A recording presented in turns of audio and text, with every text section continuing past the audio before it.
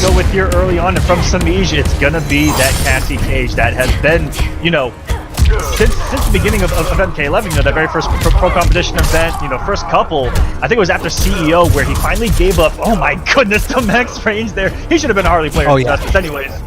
But I digress. Making just the tip. Yeah.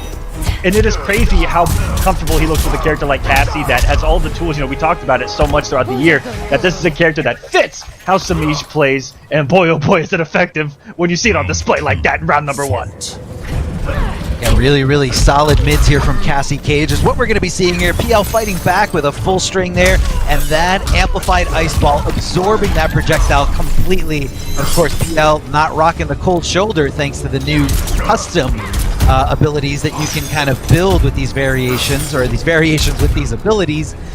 Back and off, flawless blocking to minimize as much chip damage as possible. Very tricky, but a great payoff. Oh, Samij punishing that down 1. Sub-Zero is very fast, but you gotta watch out. You can't just throw it out whenever you feel like it.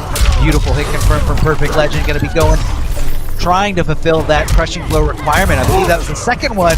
I don't know if Samij is going to give him a chance to build up the third, leaving him in a standing position. Goes for the mid. PL doesn't fight, but afterwards looking for some kind of throw tech. Lots of jumping here from. Oh my goodness, he just did it! He just did it. He just did it. No way.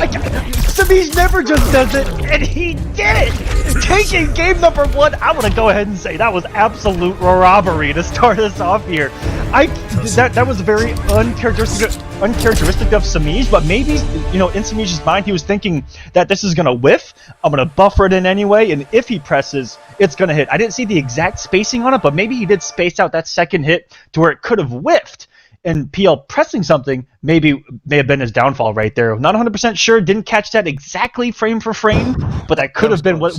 But if that's what Samij intended, calm down, dude. Just calm down, man. Yeah, you can't tell Samij to calm down. I mean, look, it was a single hit right into the fatal blow. Now, the other thing to keep in mind is that fatal blow, even though it has a very big tell with the flash, the specific animation, it does hit as an overhead. So sometimes it does catch people by surprise where they're not really, you know, anticipating it, or they think that, you know, they're not going to do it. Yeah, it happens. It happens. You just like, you want to stand up and you just don't. PL jumping back immediately. I don't know if that's little shades of the Kung Lao that he plays. I know Kung Lao players love to jump back at the start of the round because they love to threaten with dive kick, but Sub-Zero doesn't really have anything like that. He does have the attacks. Oh, hold on it. Big tackle from Cassie Cage. The tools that, you know, Perfect Legend brought to the table, you know, incredibly strong. That Sub-Zero is being looked at and very highly regarded right now. You know, having to hit confirm and safety both off of the forward too. We haven't seen it early on. Samij has just been able to apply pressure, and he's opened up. Oh my goodness, that's just another crushing blow. That's just some bacon bits on top of the damaged salad that Samij happened to be round 1 there. But Samij has been in control, I feel like. You know, that first round, there was a really big feeling out period, and then once Samij got on him, it's been nothing but Samij pressure so far early on. Perfect Legend hasn't established much of the mixed game, and that might get it going there with that forward 2, but can it lead to some damage? Raw slide right there, wants to that crushing blow, and he just wants threats to slow down Samij right now. Yeah, trying to slow him down, trying to kind of dictate the pace, usually what Sub-Zero is looking to do. But right now, Samij is kind of not overcommitting to any gunshots, because that right there, that amplified ice ball is going to hit anything he throws. That is a very scary slide to deal with. It does hit his low. It is very, very quick. And, you know, if you're not ready to punish it, sometimes it will just slip you by. That's going to be a big punish, definitely in range. Samij hit confirming to a big combo, big launcher, restand, doesn't go for a throw, instead goes for buttons, and PL not blocking. Ooh, he didn't commit to the whole string, but it didn't matter. It was stagger after stagger after stagger. Samij didn't want to let off, even if PL blocked it, which is what he was expecting him to do. Even if he blocked it, he was going to try to trick him, you know, with a little bit of stagger, not finish the whole string out, but just continue another one, and hopefully one of those 2 times he was going to bite. Samij's looking like a machine. Pretty scary right there. Exactly, looking like a machine. So scary. Every single stagger worked out too, if you noticed. You know, Every single stagger into the 1-1 looked like it actually got PL to swing right there, and on a multitude of situations throughout that second game, it looked like Perfect Legend is a little bit of deer in headlights on the defensive there by Samij. You know, he was looking good out there in the neutral, you know, trying to space out those back ones really well.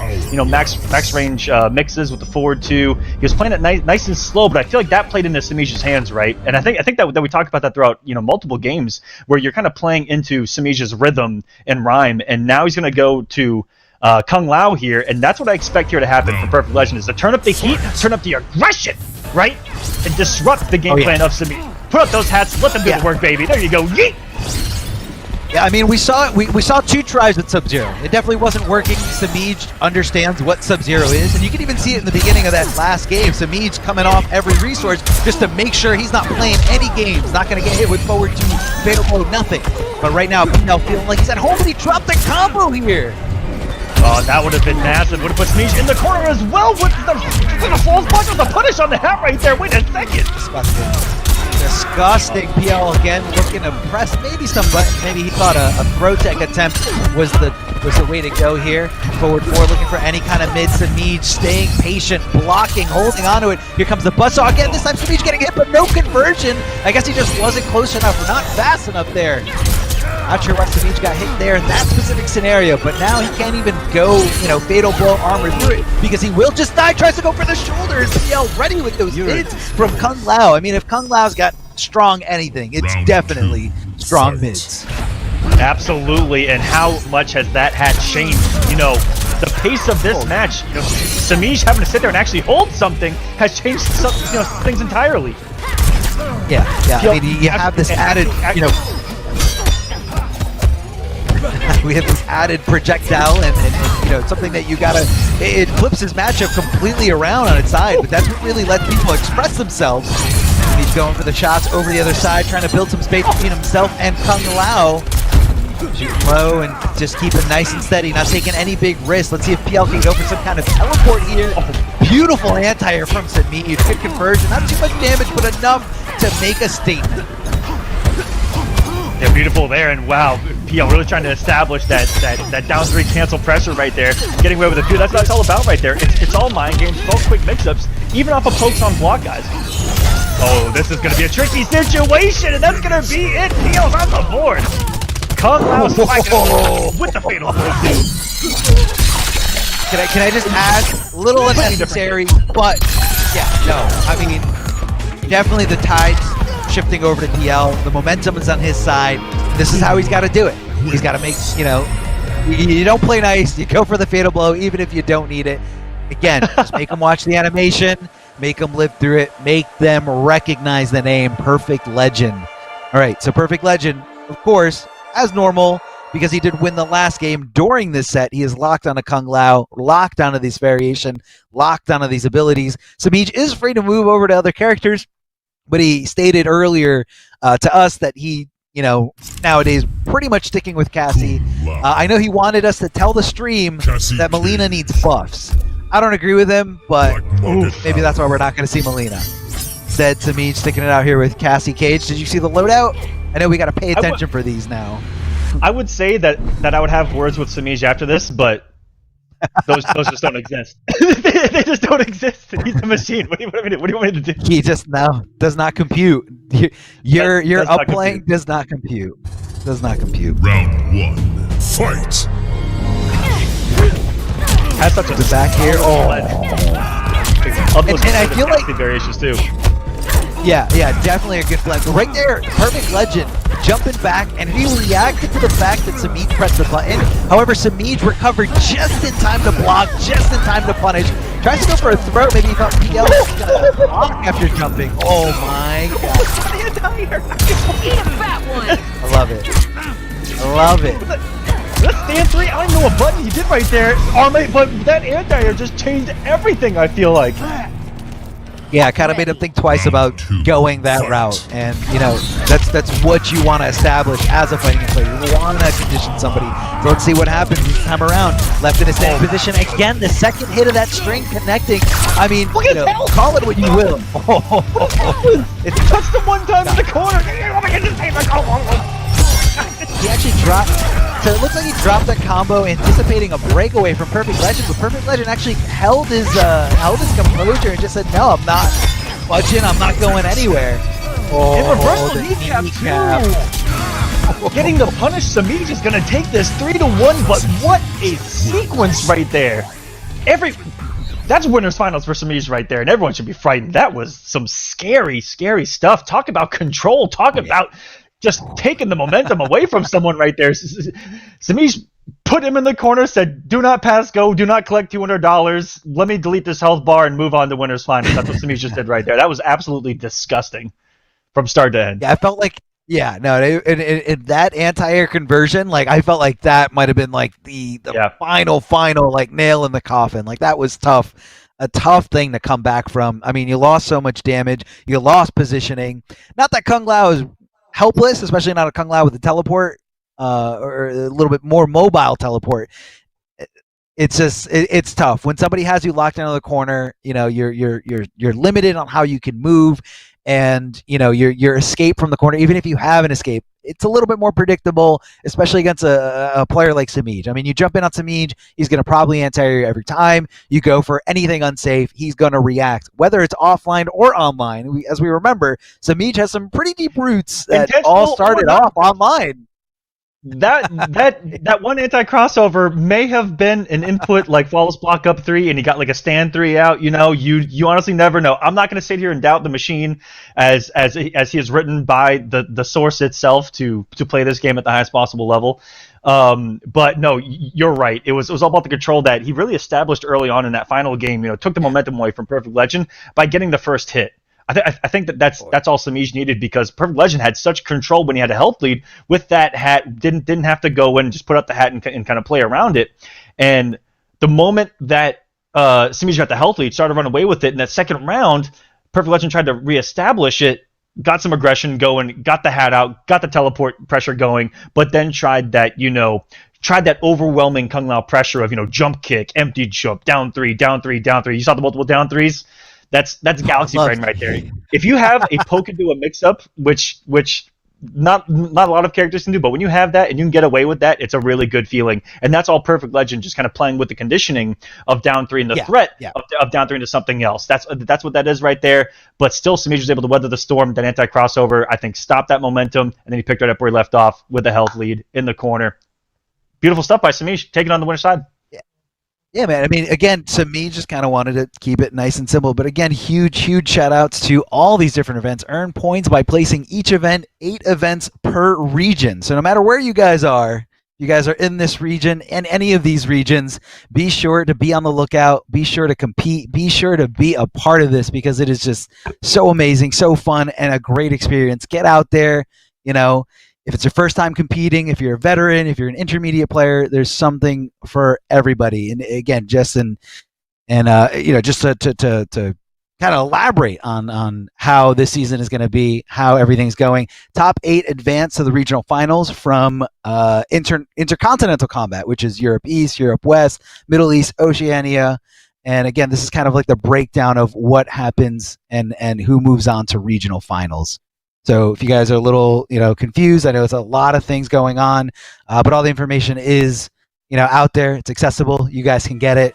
And it looks like we're ready to jump into our next match. We have Kombat going up against. You don't? You do. I mean, I have to about it because it's my job. But I think that's why we're here. We're supposed to talk about this. So these guys have a lot of history. Can I say crap? Holy crap! What a match we've got here. Kombat versus Sonic. Arma, talk about it. If it's crap with a K, you can definitely say crap. These guys have a lot of history together. I'll take it. Dating all the way back from, I'd say definitely Injustice 2, where Kombat really made a name for himself. But definitely during Mortal Kombat 11, both from New York, or both residing in New York City. Kombat from Brooklyn, SonicFox, also newer to the New York City, or at least in the last few years. And SonicFox going with the Joker. This is the character that won them Final Combat, just a few months ago, 9 months ago. A few months ago. In Chicago. A few months ago. Look, man. Here in 2020, I'm not even going to be mad about that, because it really does feel like a couple months ago. It does. I mean, I have not left the house that many times since then. But yes, Final Combat. This is the Final Combat champion, SonicFox, and they're still they're rocking Joker here now with a little bit more. I guess a little bit more ability to express themselves. Hold on a second. Finding the stray hit from that string. Not able to convert after that down two. I know you can get a little bit more. Possibly they were looking for some kind of breakaway there. Oh my goodness! And that's really all that. Yeah. Sonic had just built the bar like on the last hit of those boxing gloves. That actually could have been risky if timed down to a couple of frames difference, where it would not have been able to launch and Kombat would have been alive. That came down to the wire in round number 1. I also want to bring up the fact that this is a run back from the pro competition last year. Online NA East, baby. These two played, and it was Sonic's first, lost kind of. I think it was semi-early. Kombat was able to take it with pre-patch Johnny at the time as well, and that's where the tone between these two was set early on. That was last year. Online NA East, same position. Let's see if Kombat can do it again, or Fox is gonna still be coming in as your champion. Yeah, and again, the main difference that you see here, the abilities all changed, variations kind of forming into whole new, strategies, whole new ways to approach things. Kombat looking like he's in perfect control here, chipping out SonicFox little by little here. And kind of a different pace from that first round. That first round kind of came down to the wire, a few risky maneuvers here, but this time Kombat in full control. However, both players still have access to their dash cancel fatal blows, so that is scary stuff to deal with. Let's see what happens when they dip down below 30%. SonicFox with an incredible conversion there, the down two at the end, possibly to sniff out a breakaway, but we'll never know. What a neutral jump. What a neutral jump, just coming in. Limbs spread out, the full conversion. This is not looking good for Kombat at all. Hold on, he's still got some. Never mind. He's got nothing. He's got nothing. Come in swinging. Look at the damage that this character is dishing out, and again, kind of a beautiful blend of the competitive variations that we saw in the previous pro competition. From the Joker, it's just a mix. It's just a mixture, and it's these players able to, you talked about it, express themselves a little bit differently with these characters. SonicFox bringing a lot of the tools that they liked that one Final Combat, but going, hey, want to know what would be great on top of this? An effing launcher. But see, like that the launcher though, like this ability specifically, a lot of people see it as it's a great way to extend combos, great way to get damage, but you're also the launcher actually replaces the Bird Boy beatdown, which is the overhead, and that overhead, once you eliminate that, Joker has a little bit less of mix-up potential. Straight, linear mix-up potential between, going with a low ending string or going with the overhead.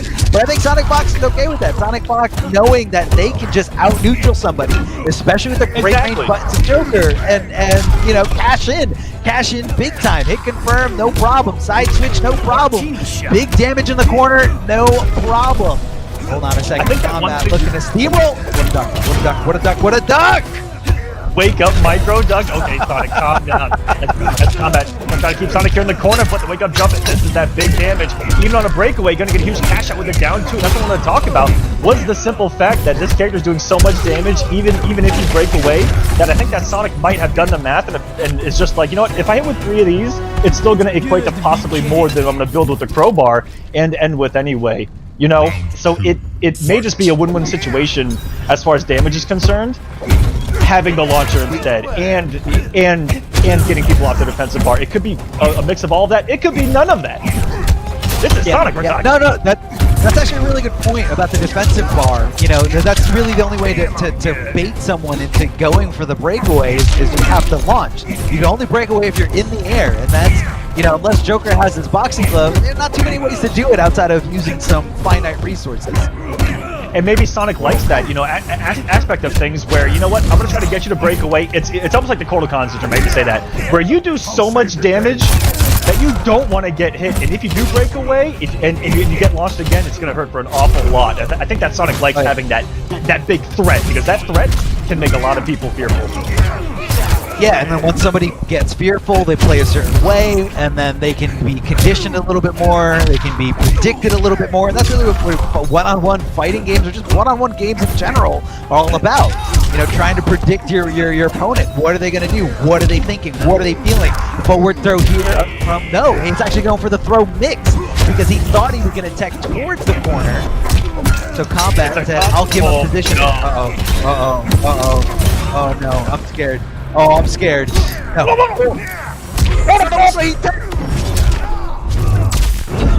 Oh, the unnecessary fatal blow. You gotta love it. Gotta love it there. Now, I don't know which way SonicFox was throwing in that scenario, because a back throw would not have killed Kombat. Yeah, I mean, that's what the mix-up is. You have to tech back throws and forward throws very specifically in this game. It's not a universal throw tech like it is in Injustice. But you have to know, which way they're going to throw you. And not only that, but there was also the threat of crushing blow, I believe, still on the Joker's side, where, the back throw wasn't going to kill Johnny Cage. But if he went for a forward throw, he would have been able to cash in big, 30%, and taken that round. So, what was going through the mind of these players? Were they thinking about that crushing blow? Or were they thinking that my opponent is thinking about that crushing blow, so I throw the other way? Like, no way to know which way was actually, being thought of. But when he they play each other so much right, and at such a high level that there could have been, even though we didn't get to see exactly, there could have been that mind game where Sonic did do back throw and Kombat teched it, and if we were at that galactic level of thinking, we need some different commentators because I can't understand it. It's too much, man. It's too much to take into account here. Kombat with a little bit of staggers here, and I guess he gets caught blocking. SonicFox goes immediately with a reversal throw. Not sure if that's going to be a favorable trade. I mean, both players had to come off that offensive bar, but I feel like Joker had a lot more hit advantage just because it launches Johnny Cage up into the air. So Joker has a little bit more, wiggle room, whether he wants to back off or go in for a little bit more pressure. Oh, tries to go for the throw, but just a little too, I believe he was a little too far away. It looked like his fingertips just barely grabbing on. Good flawless block here from Johnny Cage. Kombat, very specific timing, making sure you minimize that chip as much as possible. All these highs whipping it right here, trying to get some pressure going, but met by the down one. Hero Kombat, beautiful conversion. See that? Get out of my airspace, and here we go, going to the corner. Can Kombat close out the round? Instead, resets neutral there. Didn't want to get too close to a Joker that had fatal blow. If you guys are wondering why Kombat backed up, is because that was a scary Joker getting up from the ground right there with a fatal blow locked and loaded, 17 cancels and KBs, ready to delete that health bar. That was actually kind of smart, first looking at things, and these guys are making such huge and quick decisions on each other's approaches. How many microdubs are we seeing pay off against pressure? How many interruptions are we seeing pay off? Reading the forward approaches. It's beautiful to watch. Great high-level Mortal Kombat. Another whip punish. Yeah, but because he had no resources, not really able to get too much from it, and that's why he just kind of went with the with that specific ender here. SonicFox hitting that down 4 from Joker. Not too much damage in that department, but you are able to kind of play a little bit of a mind game there, canceling into other things. Looks like Sonic thought a throw might have been coming their way, but this time, here comes the throw. Kombat in control here, backing off, going in, just trying to bait SonicFox into doing anything, pressing a button. The down 4, super hit advantage. Kombat recognizing that and going for a throw. Going for a throw again. How many times is SonicFox going to get thrown in this round? Kombat taking the lead here. Game number 3 is his, 2-1. Now, SonicFox. Wait a second. Pick another character. SonicFox free to pick another character. Tell me. This Johnny has been so strong. Kombat playing out of his mind. Again, you always have to be innovative in how you try to open up your opponent, and especially someone that you've played a lot, that is already hard to do that against. And Kombat was able to establish that kind of back 3 threat and that forward 4 threat, or sorry, forward 3 threat, so much at those max distances of them You saw Kombat at that same exact spot where you dash up into that range and you kind of slide in with a back three. That's very hard to stop. It's very hard to stop that thing. If you put out a button, chances are it's going to get scooped. But Sonic in that range, I think, was respectful of that, and that opened up that kind of quick dash grab that worked back to back. Kombat closing things out again off of one little change up in the pressure in a moment where he needed it most. He's up 2-1. That specific anti-Johnny tech there. A lot of Johnny Cage players love, utilizing that move just for the safety there. But SonicFox taking it on an extra level there, being able to just go for a normal into a pretty nice conversion here. Again, depends what Johnny Cage cancels from, or if he does it raw. Yeah. You have so many specific there. You gotta. Yeah, very, very specific thing. Trying to go for the armor breaker there, but SonicFox not coming out that resource. Will wake up 3, fully invulnerable, and very, very plus on it. Oh, not able to get there in time, and SonicFox knowing that. Wait a minute! These guys are behind, throwing shade! Gonna ground the Joker, gotta make sure. Oh, hold on. No. You're not playing with your food. You're not playing with your food. You don't want to do. You don't want to let SonicFox. No! Oh man, that was so scary. That was so scary. Round If Sonic would have micrododged, out of lobster right there. What? Just do it. Oh, yeah. Just go in. Oh yeah. Oh yes. Straight jack in the box. Oh, wanted a neutral jump, possibly to whip out a potential throw. Maybe he was going for like kind of a shimmy on their end to kind of force Kombat to think a throw was coming, or that this was a good opportunity to go for a throw. Up 3 does get blocked, but I believe it is one of the safer ones in this game. Blocks the low end because there isn't that mix-up. Because of that boxing glove, that Bird Boy beatdown that can be canceled into an overhead, no longer on the table, no longer an option. Kombat backing off, even though he doesn't have a life lead. I feel like he's more confident in specific trades, but SonicFox not giving him an opportunity to go for it. Not giving him an opportunity to hold on, there it is. Joker, double fatal blow cancel, on deck. We already see the one coming out of Kombat, gets the throw to establish a slight health lead here. Just has to stay with the Joker. Was it coming down from the sky? And he's getting clipped. Isn't able to interrupt the forward 2. Gets hit by the one after the overhead coming in from downtown, and Sonic stays alive off of something as minute as that. That's how great Kombat is played. Can he close it out? Are we going to get the extension? Will we get a Game 5 here to start us off? And that specific situation was such a heartbreaker because I feel like if Kombat pressed a little bit later, that down one might have been able to connect, but it whipped perfectly right around that mid. SonicFox cashing in big here, gotta use that. No, drops the ender. Big neutral jump kick anyway. Breakaway was coming, but we saw Sonic dealing with that with kind of multiple down 2s early, but I think on a read is looking for a little less, advantage after the down 2. Yeah. Still has great position in the corner. Escape failed. He actually teched the wrong way, so he's thinking throw mix is coming when Kombat just said normal mix is coming, normal throw is coming, putting you in the corner. That's going to be a punish and an armor breaker. Kombat taking this over SonicFox 3-1. What incredible play here from Kombat. Incredible adaptation. And just like, again, the way, what really made it for Kombat was the throws, the decisions of when to throw and how to not get discouraged when those throws didn't work out. And, especially towards the end, knowing, how to keep mixing it up. You don't want to be predictable. Sometimes you want to go back to square one. Yomi levels only run so many levels deep. And, he threw him into the corner, which is, quote unquote, the obvious way that someone's going to throw you. And at high level, you really don't see that a lot. You see a lot of people going for throw mix. Now, Johnny Cage isn't a character that has a crushing blow after failed escape, but you definitely see that a lot with characters that can benefit from a failed escape. But either way, Kombat just said, I'm going to roll it back, a few steps behind. SonicFox is not going to keep up, and it was the right call. Threw them into the corner, and just in full control, man. Full control. So many things. So many things that Kombat did well throughout that set. You talk about all of the micro duck reads. There were so many of them I can't even count. The flawless block. So every jump in was a mix up between them. The anti-air's on point, and even the conversion into the KB glasses.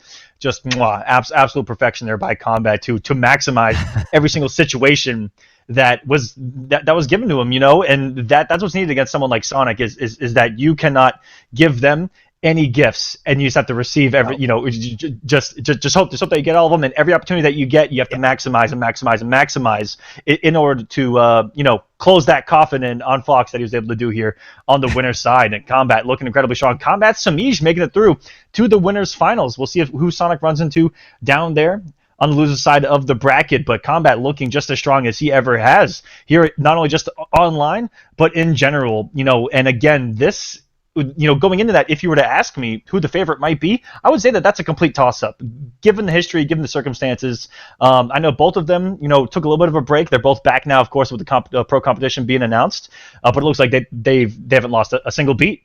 Everything was there, you know. When you look at the level that they're playing at, the reads on every single high that every single, you know, of those characters possess, you know, every single high they have it on the back of their mind, looking for a micro dug read if they feel like it's warranted, you know.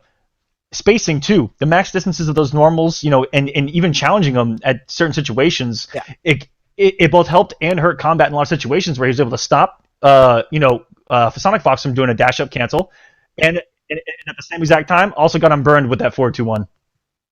Oh yeah, no, definitely did.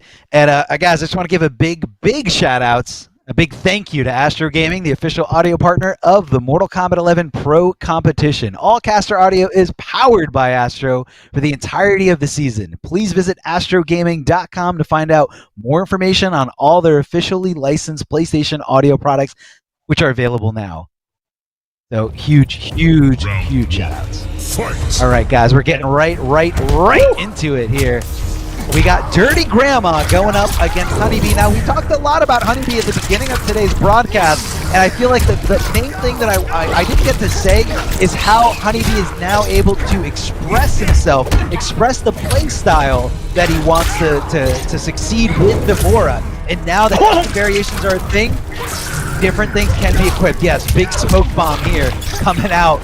Full teleport. Anywhere you are, it's going to be into a big combo. And that bug just slightly out of range there. Dirty Grandma getting the back throw. Joker backing off here. Oh, down 2-4 here, trouble. That's going to do it. Oh Fair. my goodness. That's not fair. Only 15% though, only 15%. Meanwhile, Joker's about to puke some damage. Is the breakaway coming? Oh my goodness, not yet. 359. No, just a quick neutral kick's gonna save Honeybee from a potential huge comeback there from Dirty Grandma. Trying to do him dirty in the corner. Holding up on the wake up. I mean, you gotta love it. Full commitment here. Now you're gonna amplify those little pokey pokes. I don't know what the name of that move is, but pokey pokes to keep it safe. Joker swinging back here. Oh, it's going to be a breakaway from Honeybee. Loss of resources for a very long time.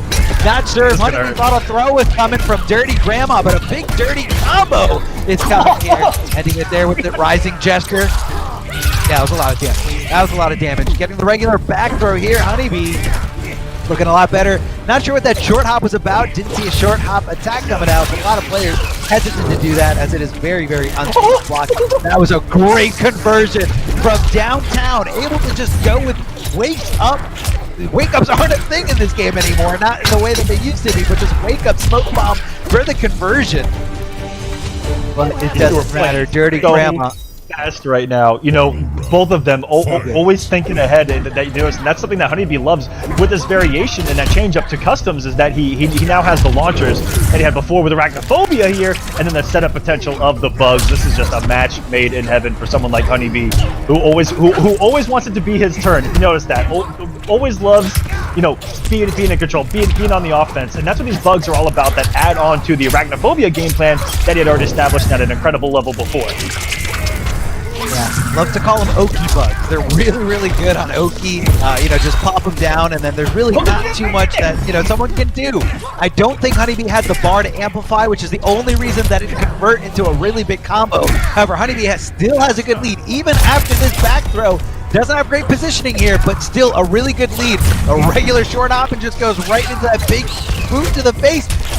That could have been the end. That could have been the end for Dirty Grandma, but Honeybee didn't go into a regular combo, but instead going to be able to chip out piece after piece, pick after pick. Here comes the stabby, and Honeybee looking great, taking game number 1 over Dirty Grandma.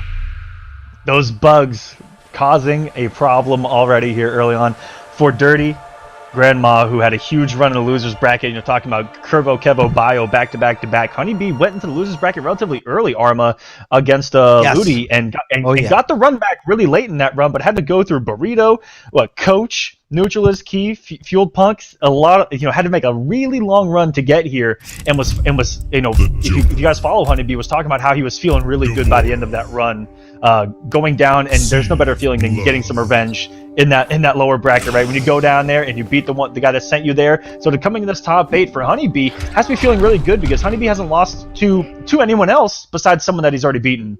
And so that's kind of a nice mental refresh before this top 8 for Honeybee. And what a game number 1. And those bugs, boy, oh boy, oh boy. Talk about stealing turns, Arma. How many have we seen already? So good. So good at stealing turns. And again, it just kind of makes you not want to... It puts you in a position where if you press, if you move, if you don't block, it's not going to end well for you. A lot of ways for Devora to convert into damage as soon as she sees those bugs come out. But, really, it's only on the amplified bugs. The non-amplified ground bug doesn't go that far. Big punish. Very, very unsafe stuff. It's an auto-tracking move that leads into a combo, but it is very unsafe on block. Good conversion here from Dirty Grandma. Has the corner positioning here. This is where Joker really, really hurts. 34%, nearly 35%, and able to get a crazy little trade there at the end with that rising gesture. That thing also just taking turns, you see there, and adding so much safety to the offensive Joker. What a jump out by Honeybee. Wake up jumps that saved Honeybee. Wake up jump out of the corner here has saved them. Wait a second. We're onto something here, and those bugs. They're becoming okay. You generate a little bit of pressure. You saw after that string, all Honeybee was looking for was that 2-hit, and then the bug to try to pick up afterwards. Oh, and that one hurt there. It looked like Honeybee went for a back roll. They decided to press a button on Wake Up, despite not really getting out of dodge so quickly, so freely there. Jump in from Devora. Now those jumping attacks extend so far away. I think this might be curtains here for Honeybee. He does have the... Oh, never mind. Yeah. So that was a huge, huge tell. The fact that Honeybee didn't come off of that breakaway led Dirty Grandma to believe, okay, if he's not coming off this breakaway, that means he wants to use it. It's either going to be a roll or Wake Up 2 or 3. That's right. And, just like that, Honeybee went right for the up 3, tried to get the momentum on his side, possibly was thinking, let me hit the up 3, let me go for a back throw, and I can lock down, I can walk back. But again, you got to always be in the mindset of your opponent. Why are they not breaking away? Are they scared of an armor breaker? Are they scared of, are they planning on using the resources or something else? And that was just perfectly telegraphed there by Dirty Grandma. Yeah, Dirty Grandma, massive read, and both Grandma and Sonic already showcasing what Joker's all about here. Very similar variations. Massive damage, massive safety, on top of the Joker tool set that just in normals alone is one of the most normal scary, buttons, man. You were talking about the mids, the range, the lack of hurt boxes, like we, 4, 2, 1, 2-1, and it can become very scary to deal with. And even they're getting conversion up. He sent that thing to the moon and back. Oh man. Catching Honeybee, blocking there, goes for a regular forward throw, taking the positioning here of the oppressor. Joker coming down, but Honeybee fighting back. Beautiful hit confirm right into that launcher here. Gonna toss that bug. Good side switch there by Honeybee. Gonna keep the pressure going. The turn stealing, as you lightly put it earlier, and that's gonna be a throw there. Does act as a high, but it's very, very tricky, and a lot of characters can just kind of tick throw off anything. If they make someone block, gotta watch out for that throw. Good neutral jump, spaced out at the max range. Tries to go for the spacing there, but just a little too far away. Honeybee able to drop that bug, and I think that's all. Honeybee taking round number 1 here. That amplified bug, the name of the game for that round. Even on block, put it out there on amplification. Gonna come on hit or block. Gonna come to save Mama Devora. At the end of the day, what was that? She low crushed that little low stomp. Oh man, reads upon reads. She low crushed that low stop, then here comes the down two after the duck. Oh, that could have been a conversion, but instead it looked like Dirty Grandma wanted to get out of the corner, wants to put Devorah a little bit closer to the corner because you know how impressive she can be if she drops that bug. Here comes a big K to the face. Gonna come off that resource crushing blow only one time to be able to amplify for a lot of damage, and that is just enough. That was disgusting. That was one bar. Fight. That was one bar. And she just, oh no. Great back catch, just says Honeybee. He said, hey, how much did you do? 444? Okay, that was cute. What's the catch up here? The breakaway coming. Got that a 426 and a bug. Oh my god, I know, I can't believe it. Oh, what an anti-air. What a conversion here. Here comes the gesture coming down, but Honeybee rolling out of dodge, rolling out of trouble. And Joker's going to go for a world of hurt. Down two to maximize, possibly sniffing out the breakaway, but Dirty Grandma not giving it to him. Honeybee in a perfect position here to go for something. He doesn't hit anything on the way down. That's going to be a punish. Don't give Dirty Grandma the room to make this comeback. Drop the combo. Huge, crucial moment here. Crucial drop. And Honeybee challenging there with the down one, knowing that that's all he needed to solidify this lead. That's all he needed to take the momentum on his side. Honeybee one game away from moving on here a little bit farther into this top 8 and just making this incredible losers run even better. I mean, Honeybee had to go through so many players back to back to back. You know, once you drop into the lower bracket, once you drop into the losers bracket, you know, you're on your last life and you're playing a lot more matches, you know, in comparison to someone who didn't go into the losers bracket, for someone who just stayed above, you know, kept their head above water. Looks like we're going to Rain. I know you know a lot about this character, Mr. Aquaman. What are we looking out for? Tell me these abilities.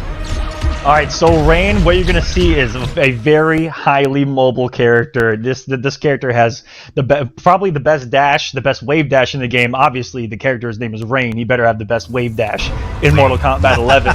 It is absolute canon right here. But look at that! Already skating across the space, and we already see the loadout, right? Drop the bubble. That's gonna be huge. That's gonna be huge damage. Doesn't matter at all as Honeybee snipes him for the very first hit. And what's that gonna lead to? A potential set play, but the huge disrespect knife there by Grandma to stop that pressure coming down from the sky that would have led to some more bug pressure. But Honeybee has just found these stray hits to once again take that turn and try to keep it going and try to make a Galaxy Brain read with the geyser pump. So now we know the entire loadout here by Dirty Grandma just hasn't gotten those hits, and Honeybee has been laying it down with those bugs, laying down the law of the chitin. Honeybee trying to challenge back here. What a flawless block. This does not get by Dirty Grandma. You give him any kind of gap, that flawless block is coming. But either way, Honeybee taking that round. One round away. And this is a little... Round yeah, two. go ahead. Fight. Yeah, I will say Honeybee playing is phenomenal. But you haven't got to see Rain starting to get a little crazy here, but wait a second, able to get the full screen bubble. And what that leads to is some big damage and restand potential. Yeah, you come off both bars right there, but that's still 312, and he's got a wonderful corner game. You know, Rain is a very safe character, very mobile character, and does have access to some pretty decent damage. Just has to get there, and it's about getting those stray hits. You know, has some stubby range, some long range, but he's got some awkwardness to him. That forward 3, I don't even fully understand it. It's just there. -1 again. He's an abnormal character. Is Rain? Those bugs are still going to come by. I mean, the wave. Did you see the wave come for no reason? No reason at all. Didn't affect Devorah at all. You have invincibility frames before you have access to your character, and animations don't have any other exception here. Back throw. Honeybee, one throw away, one good conversion away from taking this set over Dirty Grandma. A nice little poke here. What a throw escape. That was so crucial. Everything on the line. Full life on the line. No. Life on the line here. We get poked out? No. Who just needs the one hit, has Fatal Blow available, coming in with that insane jump kick, and now one hit away. Gonna respect to wake up and then down two of those balls! What? All of the things Down okay. two. Guys, Come on, it's Devorah. It's Devorah. guys, if you were any other character in MK11 was dead there. Okay, I'm not gonna say that with certainty, but you do not do that to Rain's jump kick. unless you're Devora. There's no other way to Devora put did it. it. That only worked because of Devora's down 2 and the disgustingness of it all. Because Rain's jump kick is not your turn. It's just not. It sounds like you were. It sounds like you were offended by the fact that Honeybee A little went bit. with down 2. Yeah, 100%. No, Rain 100%. gets the jump in, no problem. Oh, Yeah, wait. no problem. Down Rain dead. 2, Turn low up right now. profile herself? No. Yeah, absolutely. That was a good play. That was a good play there by It was Honeybee. 100%. I mean, Perfect. it could have been something where Honeybee reacted to the fact that, that Rain was jumping all over the place. That Dirty Grandma wanted to jump in, reacted to Rain's feet leaving Huge the call ground out. and saying, "Oh, cool, I got this. Down 2, no problem." Not the fastest thing in the world, but it is a great way to kind of lower that hurt box, or where Devora can get hurt, and it just kind of extends that hitbox up into the air, and everything else as you wouldn't can have see worked. there, it hits on both sides. 2 wouldn't have worked.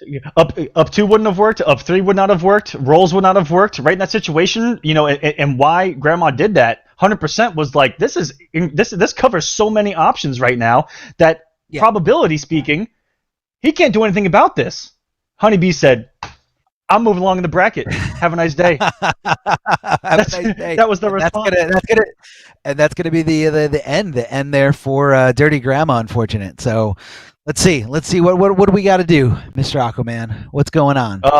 We've got another match coming up. Going to be Dragon versus the Mighty Unjust. But let's talk to you guys about the pro competition here and talking about how it's presented by PS4 Tournaments. Guys, go check out the PS4 Tournament Open Series. Weekly competitions for all skill levels. Compete against your friends and rivals for unique rewards. You can visit the PlayStation 4 Competition Center, the one destination that has all Mortal Kombat content, gives you an inside look to how top players play, and tips and tricks for all players and all skill levels. All you have to do is go to compete.playstation.com, sign in with your PSN ID, look at all the other tournaments available, and go sign up today. And this is your bracket so far. On the winner's side, Samij and Kombat moving through, and we got Honeybee versus Dirty Grandma doing them dirty with that Devora. Going to be setting up Honeybee versus SonicFox. There's an absolute classic right there. And we got the last match of losers round number 1. Going to be Dragon going up against the Mighty Unjust.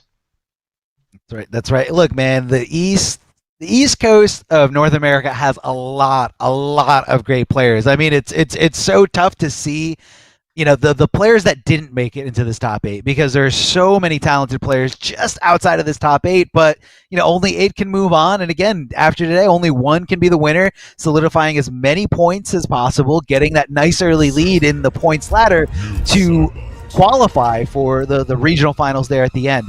All right, so we talked a little bit about the Mighty Unjust. The Mighty Unjust is hands down, without a doubt, the best player in New Jersey.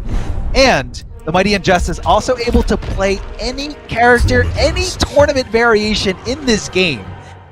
He's literally a chameleon. Like, he can just do it. He's got the spacing down, the combos down, doesn't even have to think about it. And that's a very, very scary opponent to go up against, because the Mighty Unjust has a really strong Cetrion. But because he has a strong Cetrion, he knows the ins and outs of his characters. He knows the weaknesses, the strengths, and he's going to know what to play it as. And he can pick any character on the roster, decides to go with Noob Side. World. May virtue's light guide me. Virtue. Everything is evil. Round 1. I wonder Not if to we've overshadow got... Dragon. Yeah, not to overshadow Dragon, because Dragon is definitely a solid player all the way back from the MKX days. Not as new school as the Mighty Unjust, but so consistent, so patient. Like, it's so hard to crack Dragon. What a call out here from the Mighty Unjust, seeing the teleport coming, punishing accordingly there, because it wasn't the amplified teleport that puts you, I don't know why, but on the other side of the screen. Mighty Unjust getting lots and lots of damage, going for the low slide enter at the end to make sure that crushing blow requirement does fulfill if he does need it there. Oh, I thought that boulder was going to come down, and what a teleport here from Mighty Unjust. Just poking back, there's nothing Dragon can do. This is a nice matchup of Cetrion at full screen is going to have a huge advantage, right? Having the low pound, having a projectile does have to worry about that. What Mighty Unjust brought was some very specific things that everyone likes to talk about. It really completing Noob Sidebot. You already have the safety you know, of seeing double, added on to the damage that you get from the other characters' variations. You know, we talked about how they kind of unlocked some of these other characters. We did the same thing right here from Noob Saibot. And I think that if Dragon is going to win this, you know, Cetrion now incredibly strong across the board with all of her tools, right? Where she can struggle nowadays, and I hate that I'm using the word Cetrion struggle in the same sentence, but hear me out. Yeah, no, is that she has to hit him an awful lot more than he has to hit her in this matchup, and that's what we're going to see here. You saw the Mighty Unjust hit one hit 300, even with a breakaway, hit for 300 in that first round, and you're already seeing what Dragon has to do here, which was do so many little like 18% combos at a time, just has to maintain that control. She's got the tools to do it, and it's going to be in the driver's seat, Dragon behind her. See if he can pull off the win here, but that's what this battle is going to be, is a lot of damage versus a lot of control, I think. Yeah, I can definitely see that. Mighty Unjust cashing in big here. Every little hit that he possibly can hit. But Dragon playing very solid, hitting those anti-airs no problem, and even calling out that throw there at the end of the last round. But here we go, Dragon going right into those special moves, leaving Mighty Unjust in a standing position. Mighty Unjust possibly thinking a throw is coming here. Not sure why he's pressing, but getting hit over and over again with that tornado. Now Dragon has a huge life lead here. Not sure how Mighty's going to make this comeback. Oh, raw tackle shoulder there. tackle. Yeah, just raw tackle. Didn't have anything to catch up by for another hit. Had nothing to back that up with. That was just a raw tackle. I respect it. Just did it. Just did Ended it. up being the right oh, speed. big jumping kick. Yeah, Cetrion doesn't have the best jumping kick, but it has a really good horizontal response. Oh, Yeah, it's so wide. Palming it out. Dragon not going for the breakaway. Dragon thought a throw was coming, decides to duck, but here comes the rising wall. Just like nothing, and Dragon did have the option to amplify it if he wanted to do so. So even if that was blocked, you had to play a little bit of a guessing game. Yeah, Cetrion could have done something unsafe, but Dragon just keeping it nice and simple. Saw Mighty Unjust going in, and even if the Mighty Unjust didn't go in at that point, I mean, to be so far behind, or to be on such little health against a character like Cetrion, even when you have strong tools like Noob Saibot does, you don't have a lot of wiggle room. You don't have a lot of breathing room to make that comeback. Too. Yeah, that's huge from Dragon because you can't, you know, at that distance, Mighty Unjust is not that big of a threat to Dragon, right? And so in order to kill, Mighty Unjust would have had to make a really big read, close the gap, and Dragon was like, wonder what I'm going to wake up with? What are the most active special moves in Mortal Kombat 11? And I'm just going to let this ball sit out here and do the work for me. And I think that's what the read was Dragon had a feeling that Unjust was going to get aggressive and probably try to make a big jump read or you know, dash up read in order to access the damage needed in order to kill. Ended up being a really good read from Dragon, who, and again, that kind of covers every option. It covers the ground, it covers the air, just sitting out there active, and had the upside to back it up to cover even more space if need be. And this teleport's coming clutch.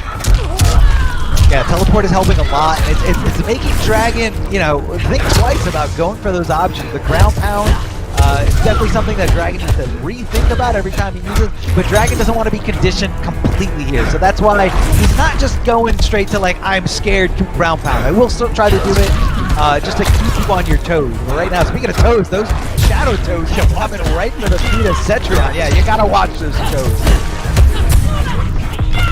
And then, yeah, just pure safety. That's what that special move is all about. Pure safety, pushing you back, and if you get hit, it you know, leaves you in a standing position. Cetrion, what are we gonna do here?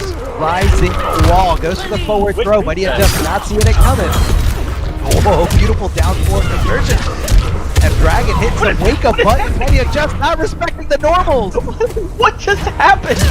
The health lead disappeared off of Mighty Unjust probably reading multiple throws, but Dragon never.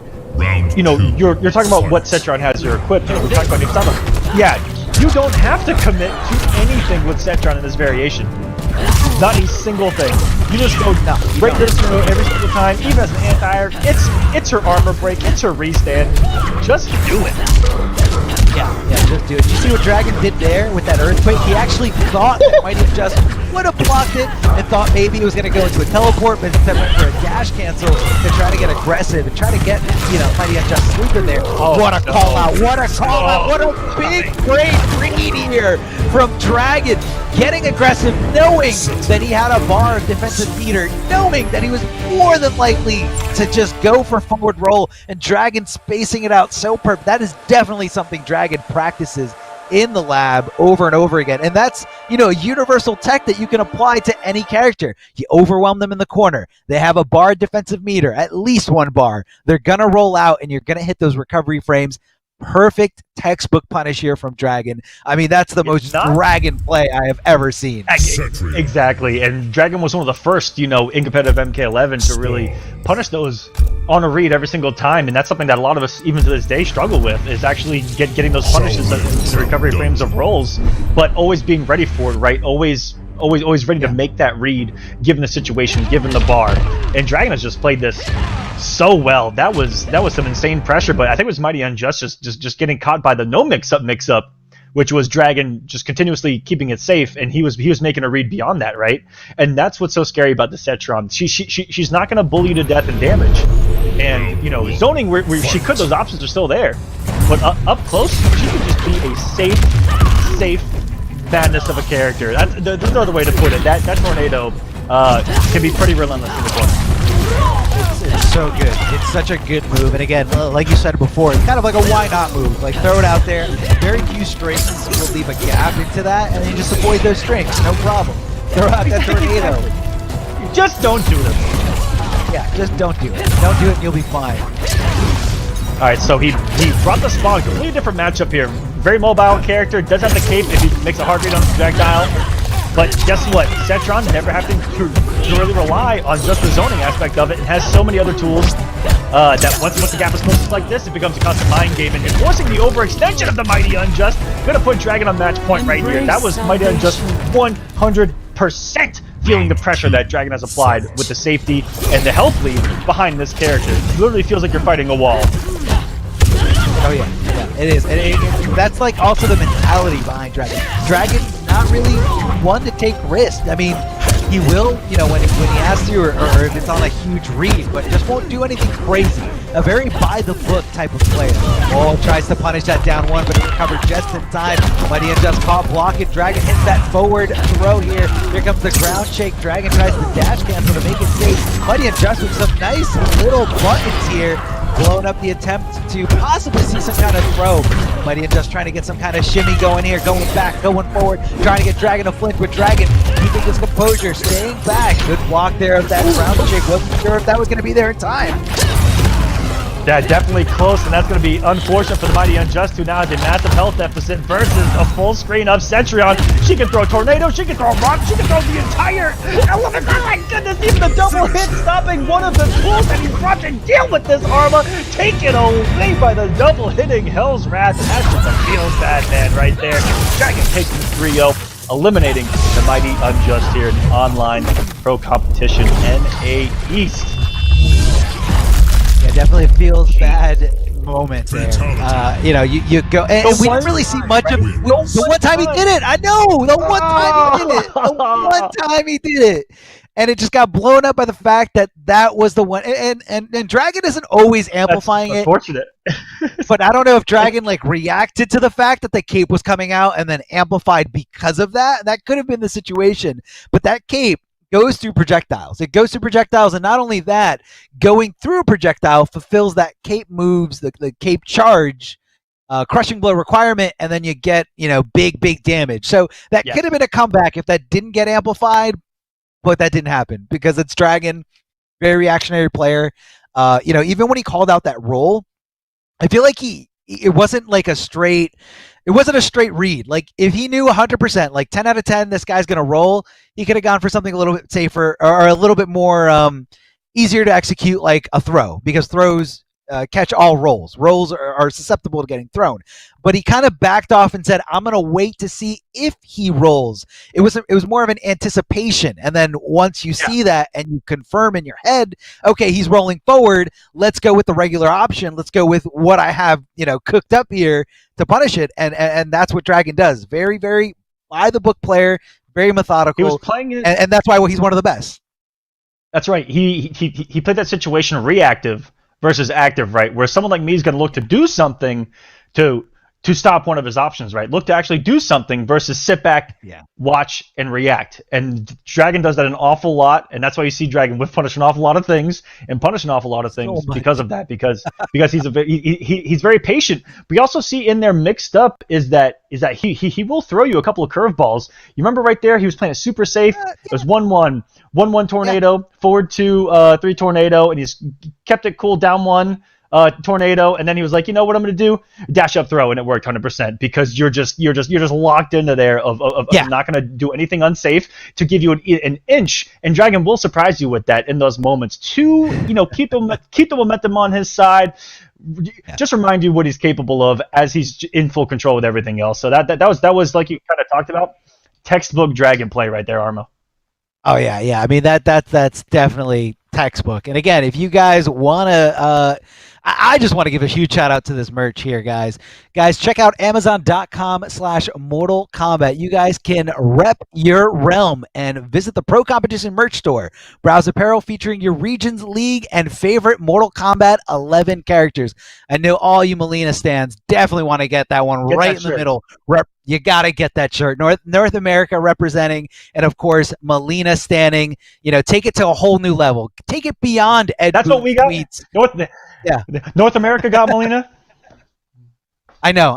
I know you're sad about it. I know that purple could have easily translated into rain for you, but unfortunately, it's not that. It's gonna be Melina. I'm just kidding. Don't hate me. I love Melina, just like all you Melina stands out there. Go get it. You gotta get it. That's right. So, with that being said, guys, don't go anywhere. We're gonna take a quick break, and we'll be right back with some more top 8 action. Don't go anywhere. Welcome back, everyone, to the Mortal Kombat Pro Competition North America East.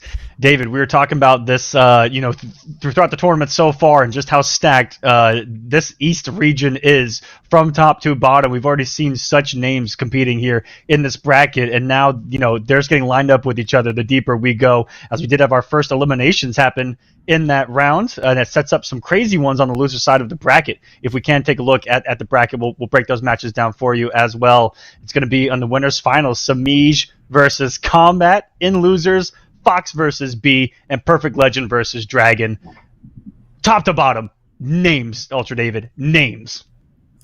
I think that's what we expected when it came to a region like this, that there would be a ton of extremely strong players in there. And, if you're somebody who wants to get involved in tournaments yourself, you can do so. PlayStation has that kind of stuff available to you these days. We're living in the modern age. The Mortal Kombat 11 Pro Competition is presented by PS4 Tournaments. Check out the PS4 Tournament Open Series. These are weekly competitions for all skill levels. Compete against your friends, rivals for unique rewards. You can visit the PlayStation 4 Competition Center, the one destination that has Mortal Kombat content that gives an inside look at how top players play and tips and tricks for players of all skill levels. All you got to do is go to compete.playstation.com and sign in with your PSN ID. Again, I think that is something that we expect. I'm really happy that it's played out that way, obviously, and it's been a blast to watch so far. So we're going to continue here with SonicFox, one of the best players of all time, and multiple EVO top 8 / grand finalist, Honeybee as well, who looked super sick with that Devora before. The setup's out there. It's really good. I would be worried playing Honeybee here. Honeybee's having fun, and that is a recipe for disaster for any opponent that could find themselves on the other side of the screen. Looking good. SonicFox coming off of the loss to Kombat. Will it affect them? Probably not, given the experience in what we've seen before, but can't wait to see these two throw it down, as Honeybee has just come off huge victory over Dirty Grandma in the same exact matchup. Ultra David, will that come into play? Will the level We've already seen the Heroes of the character matchup, of course, but quite a unique player here in SonicFox. Nobody knows who Dirty Grandma is, but Fox is a unique player for sure. Wow, coming in there, Wolfforce had the bugs to save him just in case. I love that setup. That's something that B's been doing a lot lately. Watching his streams, it's been super cool to see. And now just trying to find that range from away. Such a change up, from that previously locked variation of Arachnophobia that had the tools that he really liked, having the teleport, having those extensions, but wasn't able to kind of, followed up safely or, set it up safely, let alone combo into it as well, which was a little bit of a struggle for Arachnophobia. Not the case here, but as we speak, massive cash out by Sonic in the corner to take that round. That was some great back and forth until the position finally got to the corner. Sonic able to capitalize the most off the touch, and that's what we know them for. Well, like you were saying with Arma before, this character hits you 3 times and the round's over. I mean, that is a very common outcome, 300 plus each time. You just can't afford that. So Beach trying desperately to make his way out, just at least maybe get something going before ones to start here for SonicFox again in the corner. Oh no! Oh, not like this. The armor break into near 400. Sonic back in the little driver's seat. This is insanity. That's what, and it's exactly that. It's a, I gotta hit you this many times, you gotta hit me this many times. Good luck, have fun, SonicFox taking game number 1 in a convincing fashion. Yeah, there's a calculation there that if Fox hits you again 3 times, I think I might have been conservative even. That was almost 400 AC, 400 plus, 440. All they gotta do is hit you a few times, right? Two and a half, 2 combos, and like 1 or 2 stray hits. That's devastating. And especially for a character like Joker, who has such great, wave dashing and footsies in general, extremely good whiff punishing already, safe stuff a lot of the time, the ability to take control of neutral very, very well. And then to have all this damage output is, it's pretty good, Aquaman. I think it might be all right. It's pretty all right, and just to dig into it even further, off of the launcher, the optimal that you're gonna get is off of the down 2, right? So even on a breakaway, if you notice, anything into those boxing gloves in the down 2 is like $2.99.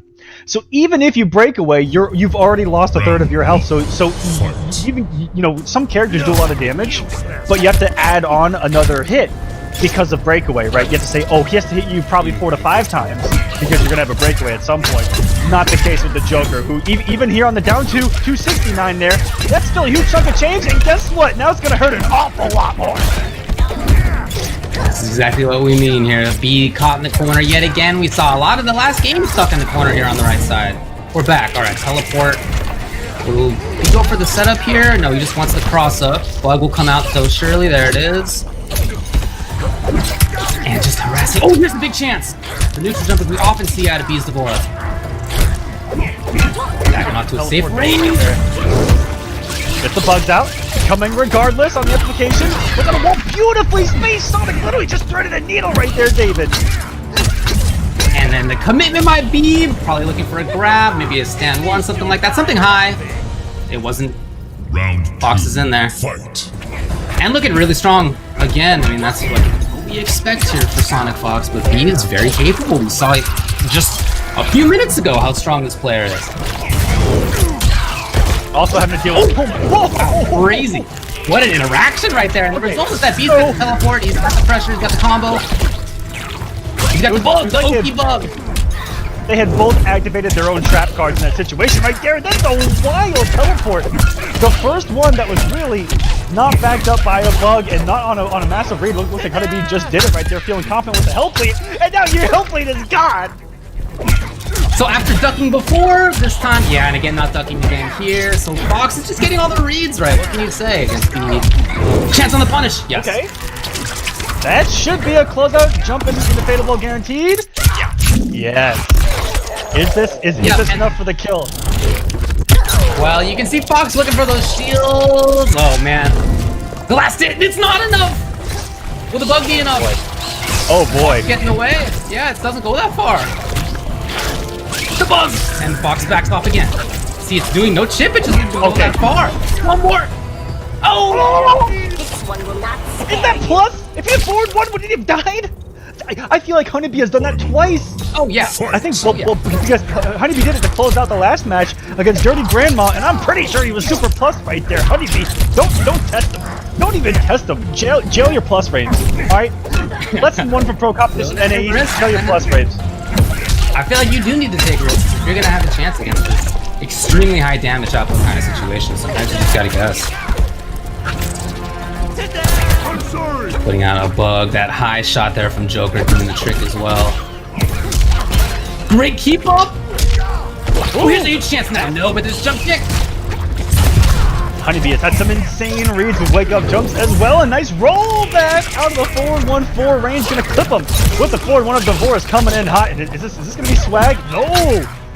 Lost opportunity right there, David. Gonna cost you everything against someone like Sonic, especially an ascended SonicFox that's always awakened in the loser's bracket.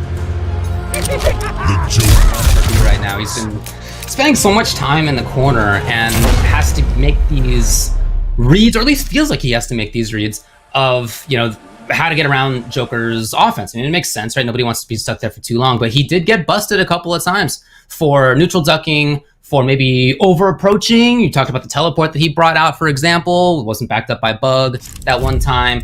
He did guess right, though, right? During the Fatal Blow cancel pressure, he did guess right. It's just that when he does guess right, I think you got a down 1. Right, what do you get? You got a down 1? Okay, fine. Right, you do a little bit of damage, you got some plus strength. Exactly. It's nothing like what Fox can get if Fox gets something right. Yeah, the risk reward heavily in Sonic's favor in that scenario, right? Good thing to have, and you know, having that Fatal Blow cancel already equipped with everything else that the Joker has sets up massive comebacks. So there's the pressure of that always in the back of your mind too, where even if you make the right read, he still has a lot of threats there that are going to kill you, because Honeybee was in that situation where even a throat KB would have killed. Oh my goodness, and Fox is coming out a different RPM entirely.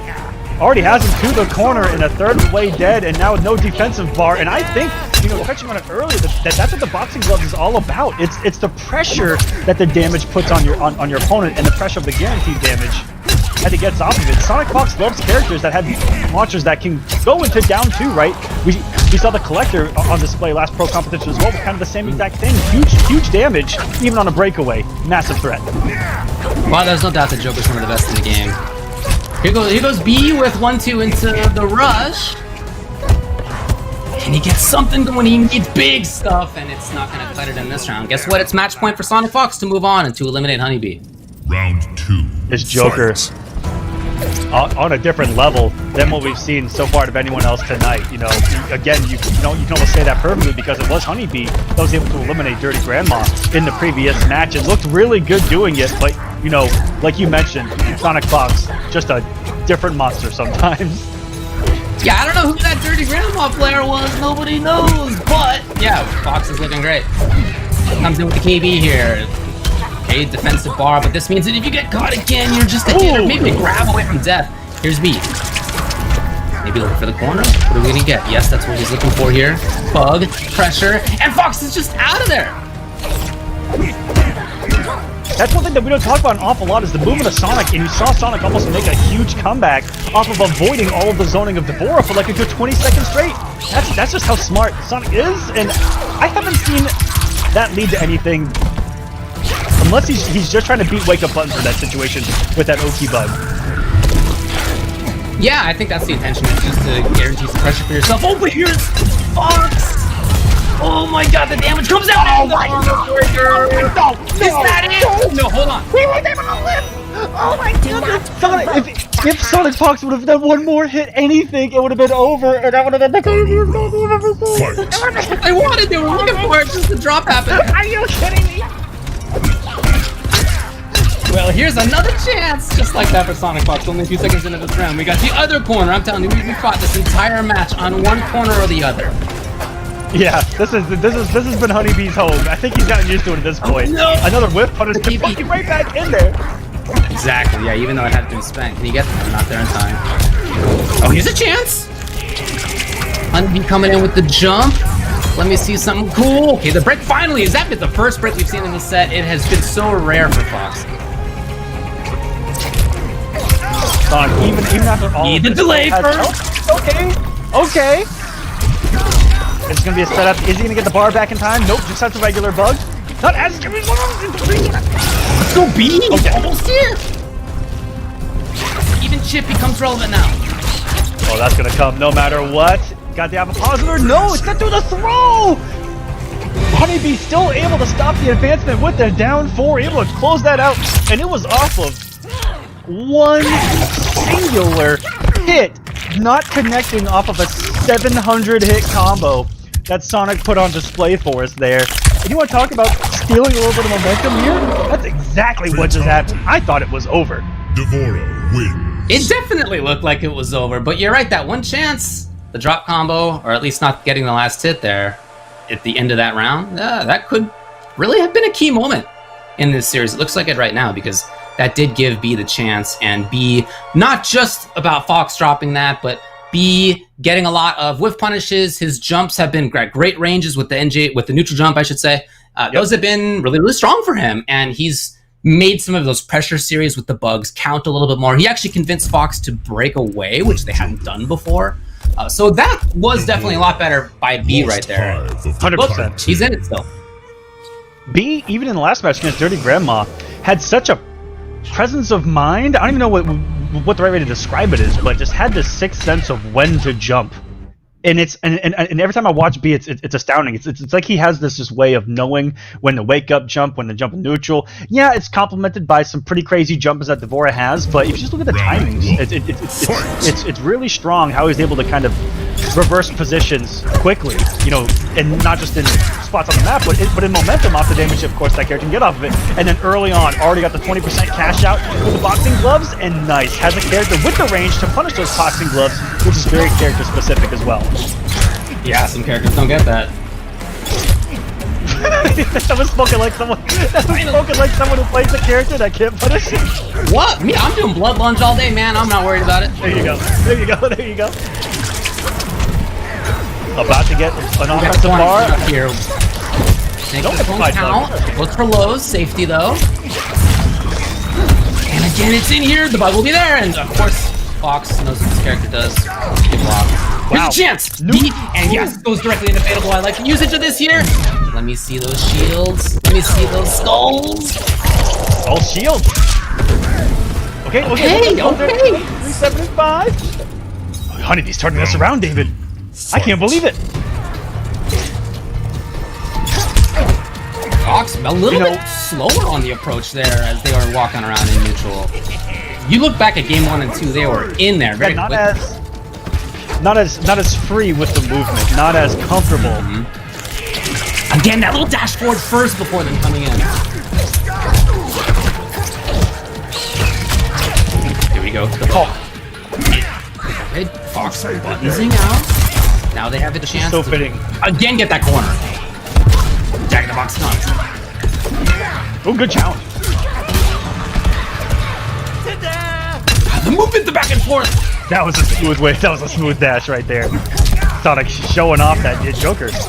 Oh, Really big quick chance! movement No, but he did not press the button, and this guy just a read was wrong on it. Unfortunately, he's got the pressure. A lot of chip, another big read, and there's Sonic almost with that similar read that I was talking about with Honeybee. He gives praise for Sonic with the same exact thing, knowing when to jump, and B with the neutral, but he technically did hit confirm that, but it didn't combo. Like, yes, just didn't read that it hit. It just didn't. Oh no! That's a bummer right there. There's no doubt about that. That's so bad. Ooh. Wait, Sonic doesn't leave any damage on the table, does he? Hey! Not at all.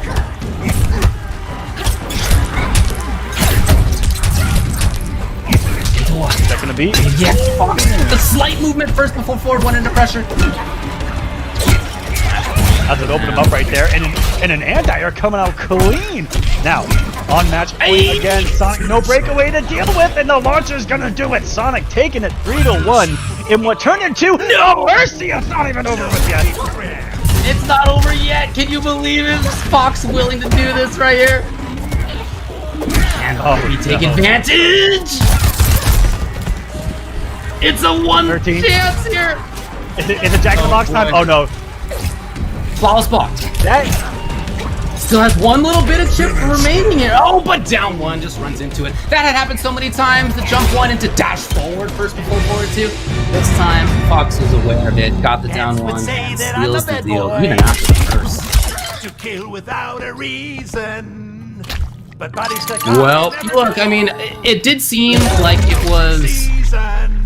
it was very strongly Fox at the start of the first couple of games.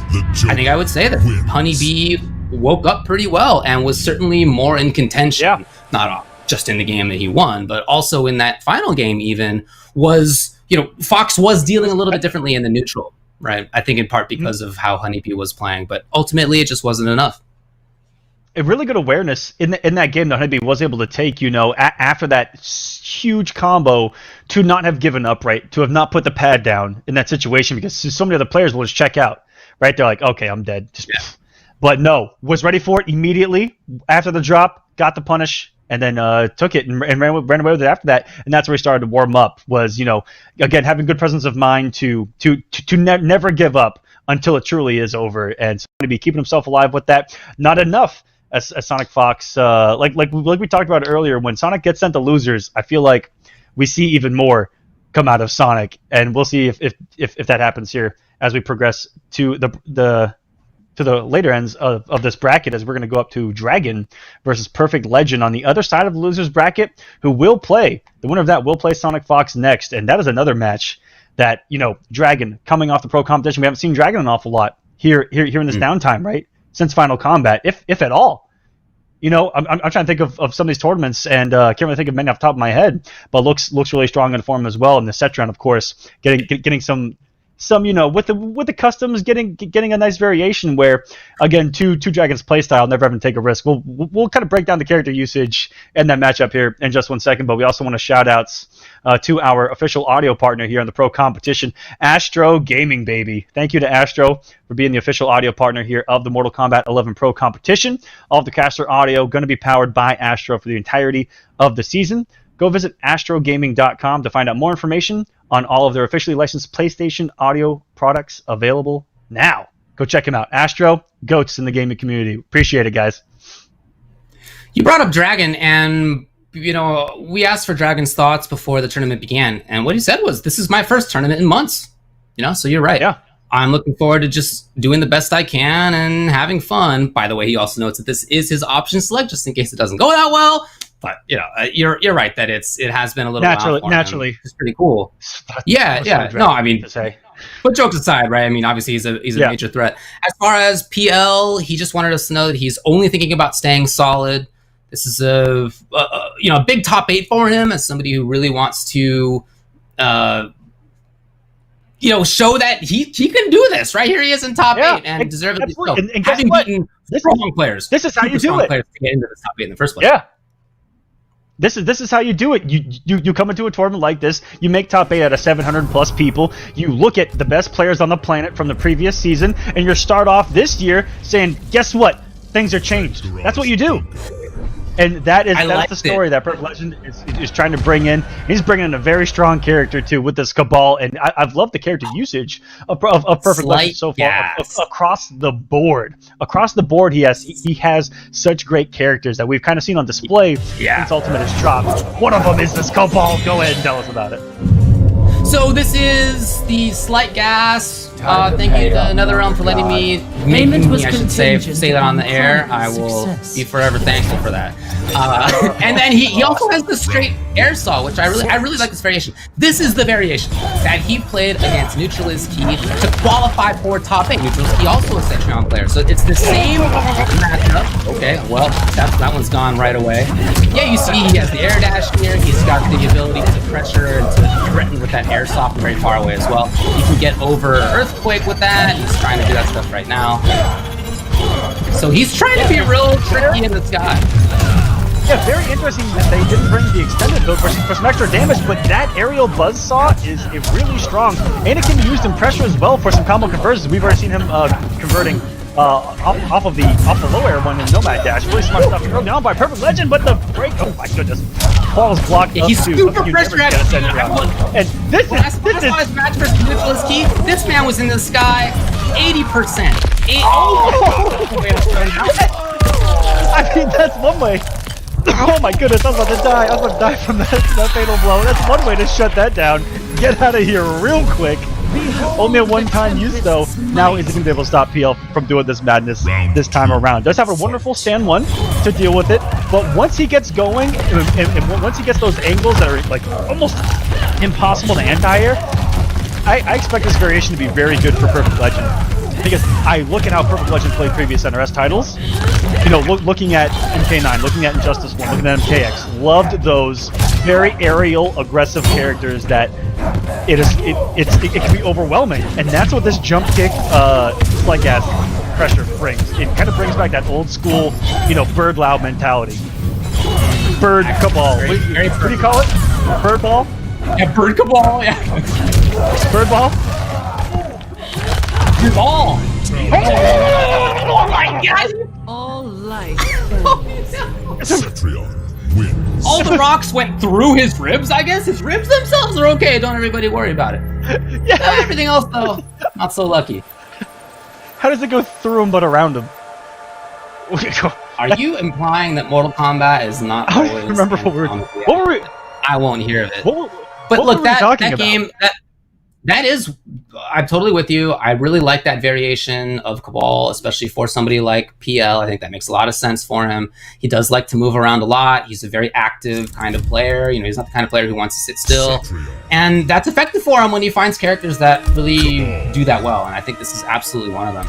Yeah. And, you know, he certainly can, with this variation, stay above a lot of the stuff that Cetrion likes to do. That's why you see so many straight air boulders coming out of Dragon just to shut this guy out of the sky. But if that happens... Ooh. Oh, okay. Okay. We were going to go to the maybe Buzzsaw Lao? Assembly. That's what he has been playing. Let me tell you, dude, I had a long set versus this guy's Buzzsaw, and that is super obnoxious for some characters. But I know that Cetrion does have some solutions to this. Yeah, I almost wonder if the low pound is going to come into play here, you know, on reversal, right? Or like little things like that could come into play where, you know, is he going to get a trade off of it? Is the trade going to be even? And everything else that she's going to bring to the table, and how Dragon's going to deal with it in the first place. And is Dragon ready for it? Hasn't been playing an awful lot. Does Dragon have games in against something like this? Okay, So many well, just questions. like that, the defensive bard's gone. He's stuck here in the corner for at least a little while. Walked very far forward for the forward four, but no, Dragon did not take the bait. Another chance for PL. And this kind of character, same kind of thing we were talking about with the Cabal. Oh, he likes to be active. He wants to be doing stuff. He wants this. Loves to be in the air. Is such a great way to get himself into the sky, to pressure with teleport as just something that's coming at you simultaneously. Great pick for him. He's really been doing this since the dawn of time. You know, one evolution with Kung Lao, a very mobile Kung Lao, teleporting everywhere, getting their jump kicks, dive kick reads, even. That's what this character brings to the table. And every time we've seen Perfect Legend go to Cabal in this top 8, he's looked at home. Oh yeah. Yep, this is the character you spend a lot of time with. This character he really loves. And now, I was just gonna say, yeah, now you can set up a teleport, now you can set up some kind of air approach, you can dive kick in front of them and pressure there. Not for any time on the interactable. And also, Kung Lao, I brought this up earlier, Kung Lao does a lot of damage. Cetrion does not do a lot of damage. As long as Perfect Legend can play this well, he's over. That's what I'm talking about! Yep, that's it though. Even here, Threatening. There's the wall. Yet again. oh, this is now a scary spot. He was in a position where Cetrion could not have killed in a touch. Now he is, and this got a lot more interesting. Dragon looking for anything to confirm, either in the Fatal Blow or into the tendrils. Just tried it! I like the idea there. Now this means that it's not gonna be a fatal for a while. If he gets a chance! Oh, okay, the threat of grab or the threat of the mid. That's a mix-up right there. That is a mix-up at the end of the day, David. Going Dragon's way, and Dragon's gonna stay alive. Awful. Something as minute as that, right? Yeah, there's the wall! Super important usage of that. Dragon's really found the solution here. Again! For the King Bee string, it wasn't there in time. Okay, that was a little dirty because Dragon, I think, thought that he reacted to roll because his up 3 looks like a roll, David. I'm pretty sure that's what just happened. Okay. I'm pretty sure that he thought he rolled because he did a little front flip. Anyways. One more. Okay. They will tell you this character doesn't do much damage, and like technically that is true, but it comes so quickly. Those decisions are so fast. Yeah, it is so many little decisions that if you're wrong once or twice in a row, your health bar it's like what just happened, and then you're restood. She's still plus. She's still staggering on you. It's very scary. Look, a lot of very time scary in a lot of situation. matchups, in a lot of matchups, you think about whether to tech in terms of like, well, if this character hits me, I'm going to take 300 damage. If they grab me, okay, I'm going to take 130. A lot of characters like Cetran doesn't get immediate pressure after she gets a grab, right? So you try to think, well, maybe I should take the grab. But against this variation of Cetrion, she's doing like 130 to 200 damage regardless, right? There's actually not a big weight in favor of one side or the other. And that's, obviously she would rather do more damage, but the other side of that is that as the defender, you're not like really sure which one to prioritize defensively. And on top of that, every single touch almost every single touch, you have your defensive options taken away from you. Fight. And that alone is kind of a game changer if you think about it, David. Restands are very rare here in MK11, and she just gets to throw hers out. Is there ever a reason not to do her tornado? Yeah, it's a great one, there's no doubt. There you go, downside special. Now, Dragon's definitely getting there on the action time. You can see it. He is figuring that stuff out. Or PL trying stuff. Oh, here's a chance! Huge drop Dragon, not gonna. I'm shocked he's finishing the breakaway. Wake up 213? Did he wake up forward-213? It kind of looked like it. It's a big read that PL was going to back off. Yeah, what an amazing read. Holy. That was confidence. If I have ever seen confidence on the screen, it was wake up forward dash, full string. Look how fast this happens, right? You see what I'm talking about? You just lost 350 maybe? I don't know a lot, but it was super quick. I can't believe you got Dashy on that still. That is both offensive bars and look at that, 294 breakaway, not an option because of that tornado. Happens to be her armor break. Ladies and gentlemen, Dragon knocking on the door to set up a match with Sonic on the loser's side. PL, last breath remaining and just gonna ground pound it out. Dragon taking this 3-0. A couple of really close ones in there. But boy, oh boy, did we see some sneaky aggression from Dragon that entire time. And I think that, Perfect Legend got caught in a lot of situations where either it wasn't his turn, but I feel like he almost had to make those decisions, David. In a couple of those moments, you have to at some point try to take your turn back against her. But sometimes that's the way she goes. You're just wrong and you eat it again. And right. And wow, she's safe as she's harassing anyway, right? Yep. Look, I mean, it is a difficult situation to be in as the defender. It's definitely good. It's just as we've been saying, there's not a lot of damage that's out of that, but it can mount very quickly. And it did right there. PL, congrats again on the top 8. Not going to work out for him here. So as a result, we know that the top 4, we know the winners finals is Samij versus Kombat. And the losers semifinals will be EG SonicFox and BC Dragon. This is quite a top 4. I think there's a real chance that this is like the top 4.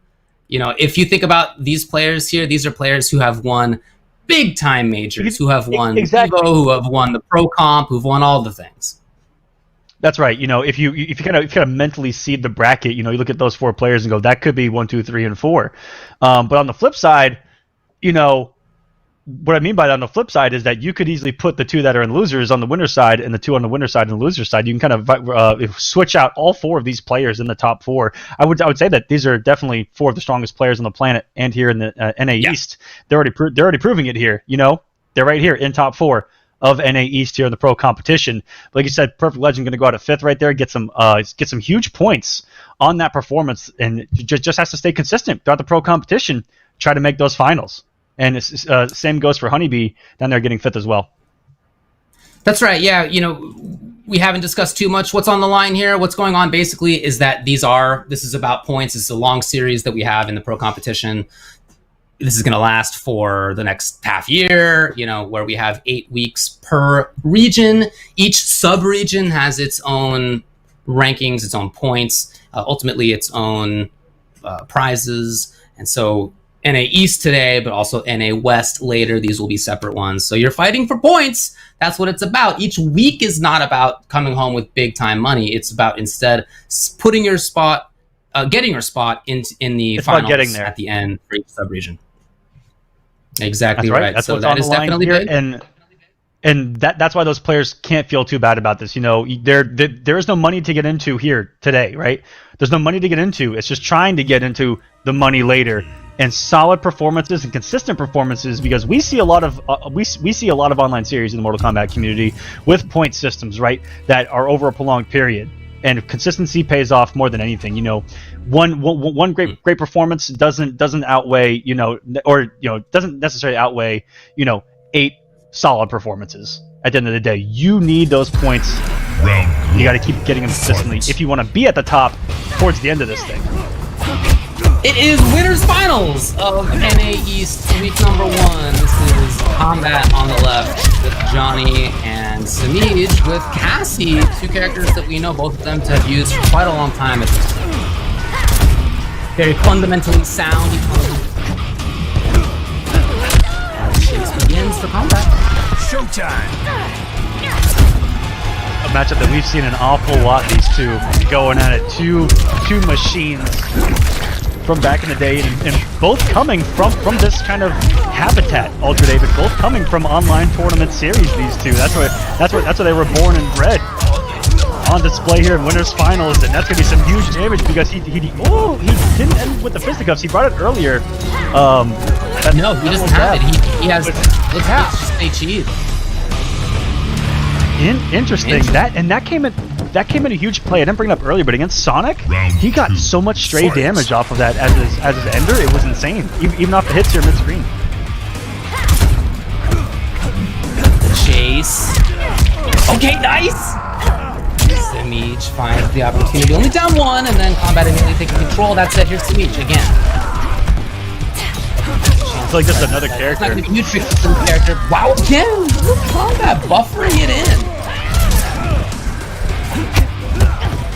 Let's see if Kombat has the tech to deal with those gunshots as well. Not many people do. You know, there are options. I think it is character dependent as well as to what you can do. A lot of characters can kind of slightly move forward and sneak something in there for the punish, or at least the trade, and stop her from just continuing to be safe. Yeah, it's pretty negative if you have something that's, mid or low hitting from pretty far. It's not super many of those. Samij will come in for a little bit of pressure. No, slight. His willingness to just take control of mid-range and not feel like he needs to press is always impressive. You got the round in part because of it. Can't get And look at that, able to not dominate, but right there in those final moments, he really dominated Kombat in the neutral. It was the presence that he has with his buttons, right? Look at there, Kombat is frozen, and it is hard to stop a Johnny Cage from pressing buttons at back 3 and 4 3 range. That's just how it is. And able to do it here is Samij, and he's doing that with his movement, and also complementing that by some really big mids to back it up. Whoa! Oh, let's go right there. Luckily, he's trying it out. Jeez. That was a huge read right there on the air-to-air. It's so comfortable just harassing slightly. There's not like there's huge mix-ups for this character, but that was a commitment on the neutral duck right there. Samij got it. You're just, it's Cetrion-like, right? Like in that you are not taking the damage each time. You are not dealing with like incredible overhead low mix-ups or command grabs or right. That's not the idea. It's not super mix-up heavy, but just those fundamental basic mix-ups are things that we always see Samij using to just maximum capacity. Yeah, staggers, and spacing. Really, when it comes down to Samij, just a master at spacing his normals and getting you to press when he wants you to press. The dude's a machine. We've been saying it for years, and it still stands to this day. Every time you watch Samij, it's like watching AI on hardest sometimes. Just almost like he is able to just know things as they happen, or it's scary. It is really scary. Kombat's gonna need to step it up here. I think that Kombat might need to get a little more active. Samij does shut that down because if you are too aggressive, he will get a little more reactionary, I think. And that's what makes Samij really hard in any fighting game he's played. Coming into the scene as just built kind of different. And Kombat got away with maybe one a little bit right there, threading another needle to start us off. He gets punished not quite there, but he did change variations. If you notice, he no longer has the cheese. He has pissed off and whatever it's called. Here's Samij. There. Yep, trying it. These little mix-ups each time, but they add up. Eventually, they add up. 220, but a side switch to the corner, stagger into the throw. All of a sudden, they're halfway dead. Coming out of this. Ooh, if Samij would have overcommitted, that would have been sniped by a 4-3. And able to get him with a kneecap, and now we're at fatal blow range, and we saw raw fatal blow from Samij earlier, and it sure did work. Here we go. Oh, it's gonna be all she raw. And look at that damage. 242. Out of nowhere. Round 2. Yeah, and he's been trying to bait the breakaway as well by using that pretty early in the double combos. There, he didn't need any more than that, but he did try that earlier one other time. Samij didn't give in.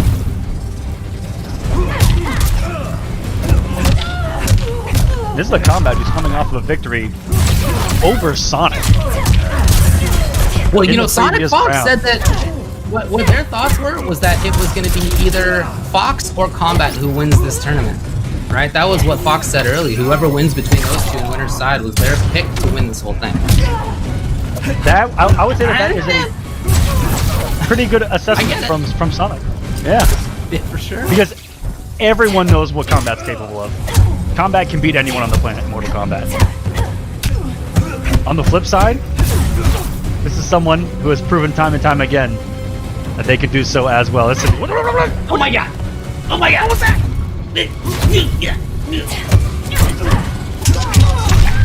Those all buffers? Unfortunately, you got from Samij, and he didn't break away again. Kombat has had the each time Samij has been correct. No! Oh no! No, there's no way. There's no way. Okay. I was not as confident in 2, Like- but you were right. Like 30 seconds You there were right. to hold my breath. Johnny Cage. Oh no. That was a lot of respect between the two before one of them finally decided to swing. What a stare down right there, right before that closing moment where they both sat there. They were both kind of buffering, trying to get they're both trying to get the other to actually do something. And what was crazy is neither of them blinked for like 10 seconds there. And 10 seconds in a fighting game is 200 Johnny years Cage. IRL. Cassie Cage. To put things in Black perspective. Dragon Fight Club. Yeah, being willing to just hang out like that is definitely a threat on its own.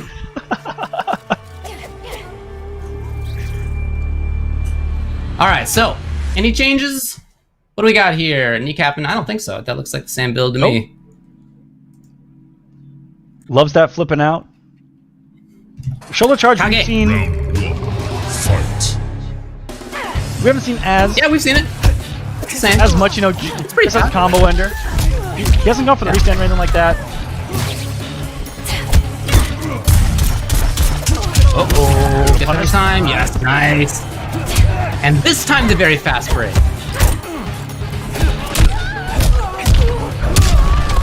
Combat. Almost at the corner, not quite. Woo! Wow. With the cannon of the gun. That's a rare one right there. For sure. Very impressive stuff by Kombat. And the whip punishing No. then. There's no defensive part to escape this time. You're in trouble. Look at the damage. It came out of nowhere. Kombat, that was an impressive round right there. It is so hard to get Samij to do what Samij did right there, which was just swing and miss out in the neutral. I cannot tell you guys how hard it is to get Samij to just whip in front of your face like that, and Kombat was actually able to do so. Oh, I don't see the pickup there. Difficult to do though. And the anti-air comes! Breaks the way, can he get there in time? It's not there for the punish. Samij will get the grab. He's gonna have to fight from the corner even still. No ender. It's too far, and of course Samij gets the punish. He can't be whipping that leg like that in front of this guy. Making punish yet again. Okay. Combat. Here he is in between! That was In between, a mistimed, and you are crushing blowed, health deficit full screen. Oh, he's trying it out. Kombat is not biting at all. What is happening? Samij is almost tempting him to try it again. I think that's exactly what's happening. Samij is like, that was pretty good. Do it again. You won't. Yeah, right. Yeah, let me see you do it again, buddy. Come on, come on. And Kombat got away with a wake-up 1-2 right there. Samij not ready for it of all the things. What's it? When he walks into another one. Kombat has established a lead and control over Samish, giving him the chainsaw. 2-1. Yeah, I really A comfortable combat. I like a lot of what he's scary. His footsies are amazing. The punishes that he's had a couple of times so far on like the gun cancel, he's gotten there with 4-3 in time a couple of times. That is impressive to me. The time that he's stuck in the button in between the crushing blow string. Okay, all right, dude. You know, stuff like that has been really good. Micro ducked was that the forward 2, and then to micro duck come up with a forward 3 in between. That had to be frame perfect. I'm probably lying to you guys, but it had to be pretty dang close. Not easy to do regardless. Yeah, not easy to do. Round In the Again, cage I'm pretty sure- match here in winners finals. I think that Samish was doing that just to make sure that, like, I think he wanted Kombat to do it some more, just so that Samish could learn to do that less. If that makes sense. That's like mid-match conditioning or like practice, but I do feel like Samish maybe was testing it a little bit. Oh! Wow, okay. He's correct.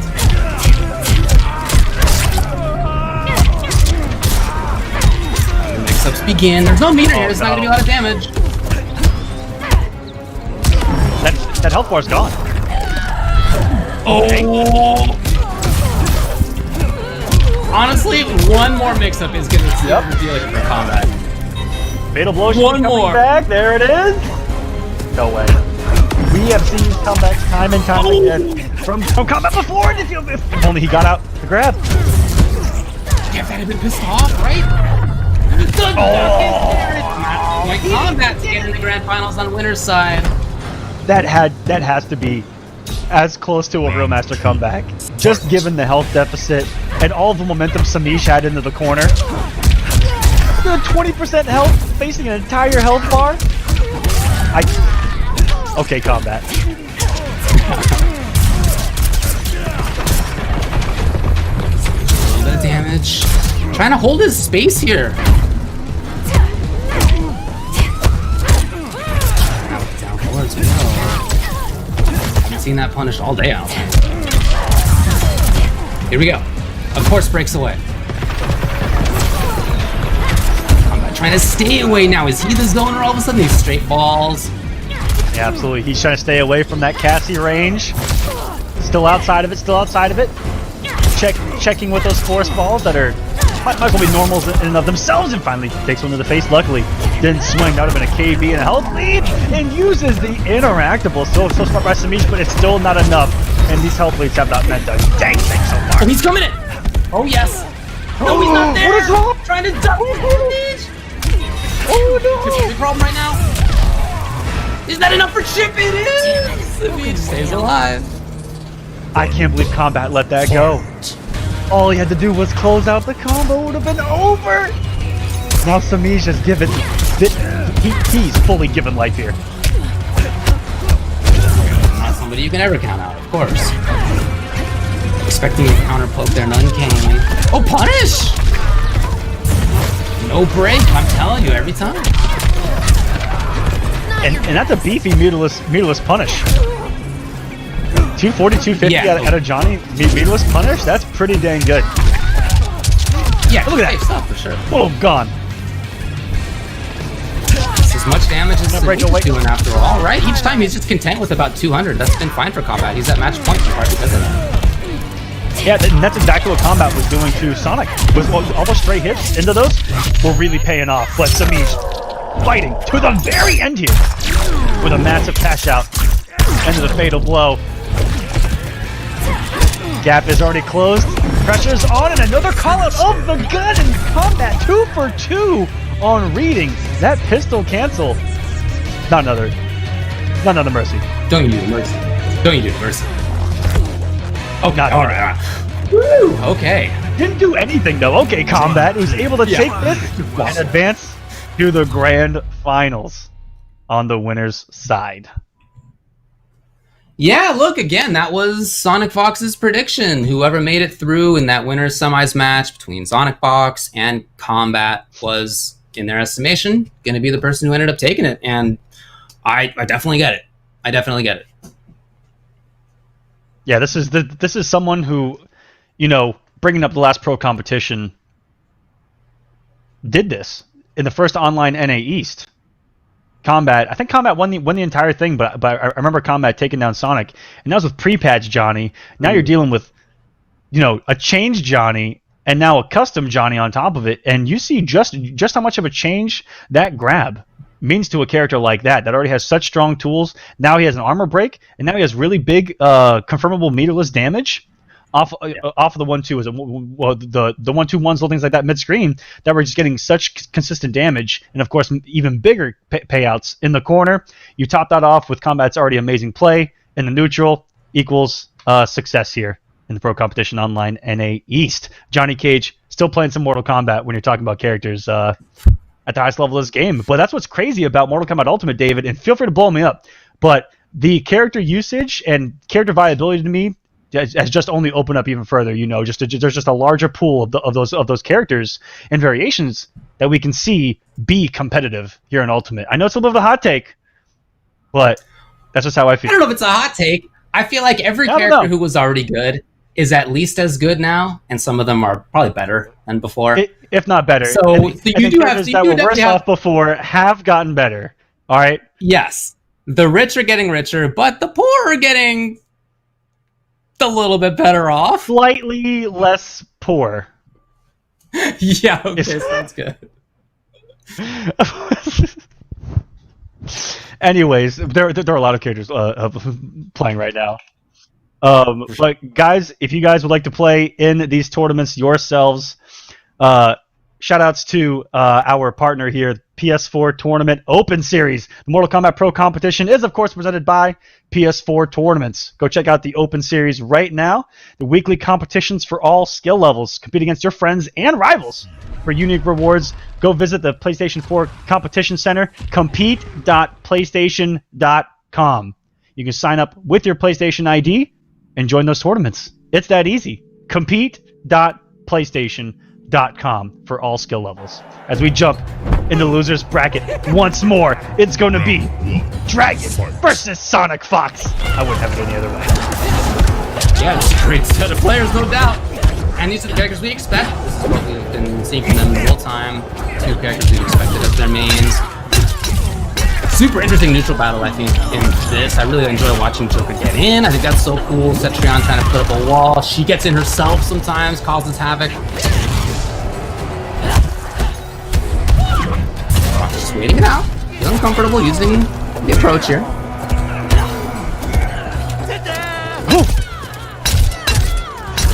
The layers behind tech throw again. Why not, right? Yo, let's go, Fox! And, of course it's enough. Of course. Fox with this corner control. Now, there's not going to be a far teleport out. We know that. There might be a teleport, but it's going to be the close one if so. So, Dragon just trying to hold on here. Fox is just waiting. That neutral reset tool for Dragon. Let's see how that comes into play and how if he's able to keep Sonic off of him, right? That's going to be the name of the game here because of what we talked about earlier with just how much damage Joker is going to be doing. Oh, and he did bring teleport, interesting enough, and then he teleported out just to get hit back in 274 before the breakaway, and now you have your back literally to the wall. Not just quite literally on the screen, but look at the health. Duck for Dragon trying to start it off. It's not going to happen. SonicFox takes the game, honestly, pretty convincing fashion. Got into the corner pretty fast. We did see Dragon put up a bit of a fight on the way to the corner, but once that happened, it really felt like Fox was there and just had total control. And as you see from this early fatality, Fox just having some fun, and this is a mental war. This is all-out mental warfare between SonicFox and Dragon, and for Sonic to set the tone exactly like they did, right? Having fun, having a good time, in full control, and how quickly they were able to take game number one. That's going to be something really hard for Dragon to deal with mentally, right? Who already has a history of dealing with Sonic at levels in tournaments, you know, that like we're seeing here today in top 4. How many times has Dragon run into Sonic and dealt with just this? And SonicFox already looking and showing us that they are incredibly comfortable and up 1-0. This is going to be a big one for Dragon to overcome mentally, but also on paper here, as he has to be the one in control, and he just hasn't so far. It's just historically been tough for Dragon versus SonicFox. They've played, like you said, a bunch of times in all sorts of tournament spots, but especially since they're so strong towards the end. You know, this has been Evo top 8 grand finals. This has been Celtic Throwdown, DreamHack Montreal, ECT, Pro Comp, all sorts of stuff these guys have played. And it's just consistently been Fox coming out on top. It's been tough for Dragon. And I know that he's somebody who puts in a lot of time. He said that he hasn't been entering tournaments, but you know, I've seen him a little bit. I watched him a little bit. I've seen him play. He's certainly still putting in the research. He certainly still knows what's up. And still has He always does. He always is going to put that time. And from this event, no matter how this goes, it's going to take something away from it to take into the next one, right? Look at everything that everyone's thrown at him. Sonic here in particular. Going to take a look at it into the lab. Find the options here with the Cetron, and you never know, because again, Dragon, just kind of getting back in the swing of things, might go back to the drawing board as far as character selection too. Even though the Cetron, we even saw it at the Dragon Temple in online tournaments since Final Kombat, so strong. But I think that here, just a little outclassed in damage, almost purely. That and the reads of Sonic against Cetron are mind-blowing. How he's able to control neutral against Cetron is a miracle! And what a reaction from Dragon there on the Jack-in-a-Box to, okay, get on the board here! Get him with the Solar Beam! Oh, super effective. Resign. I like how they're still playing the Shields and Skulls game, even though that was very clearly going to kill. Just get the practice in, I guess. Always gotta practice. Always gotta practice. That little neutral hop right there, you see? Yeah, this was, what a read right there. The one time that Fox did not do the hop was the one time that Dragon did it. Ooh! I think I saw a negative edge coming out of Dragon right there. Trying to raw tendril in pressure, and that is just a no-no. Finds himself in the quarter now, and this is where Sonic has had a field day. Okay. Yes. Decent damage. Here comes the pressure. Now that's both bars gone just like that. There we go. 40% gone. Now near 60% gone from that double reset that we see in her pressure, right? It's 18%, 20%, 15% gone in a little situation like that. Dragon finally able to get something going here. This is what we wanted to see, David. Dragon coming alive. Oh, the gap. This may actually do. No, hold on. Oh, no. I can't. Okay, with footage. Nice. Did Sonic get a little too conservative right there with the fatal blow? Well, I mean, did they have a fatal blow right there? Was it back in time? I mean, there was certainly a time when they had pressure, when there was fatal blow ready. I am pretty sure. I don't know, buddy. I'd have to go back and look at the tapes. Yeah, I'm pretty sure that Sonic got greedy right there. Had belief that they were going to take it and take the fatal blow into a potential final round. And yeah, it's. I'm pretty sure that they had fatal blow, and I'm pretty sure it would have killed because the scaling on DLC fatal blows. But Dragon says, "I'll take it. We take those." 1-1. 1-1. Round. Really interesting to see these earthquake cancels come into this a little bit more often. You know, what she gets out of that is some pressure. She gets some safety out of that, especially at range. You know, just play a little bit of mix-ups there. But yes, right. You want to get away from these combos that Joker's do. So saving defensive bar for that may be an important thing to do as well.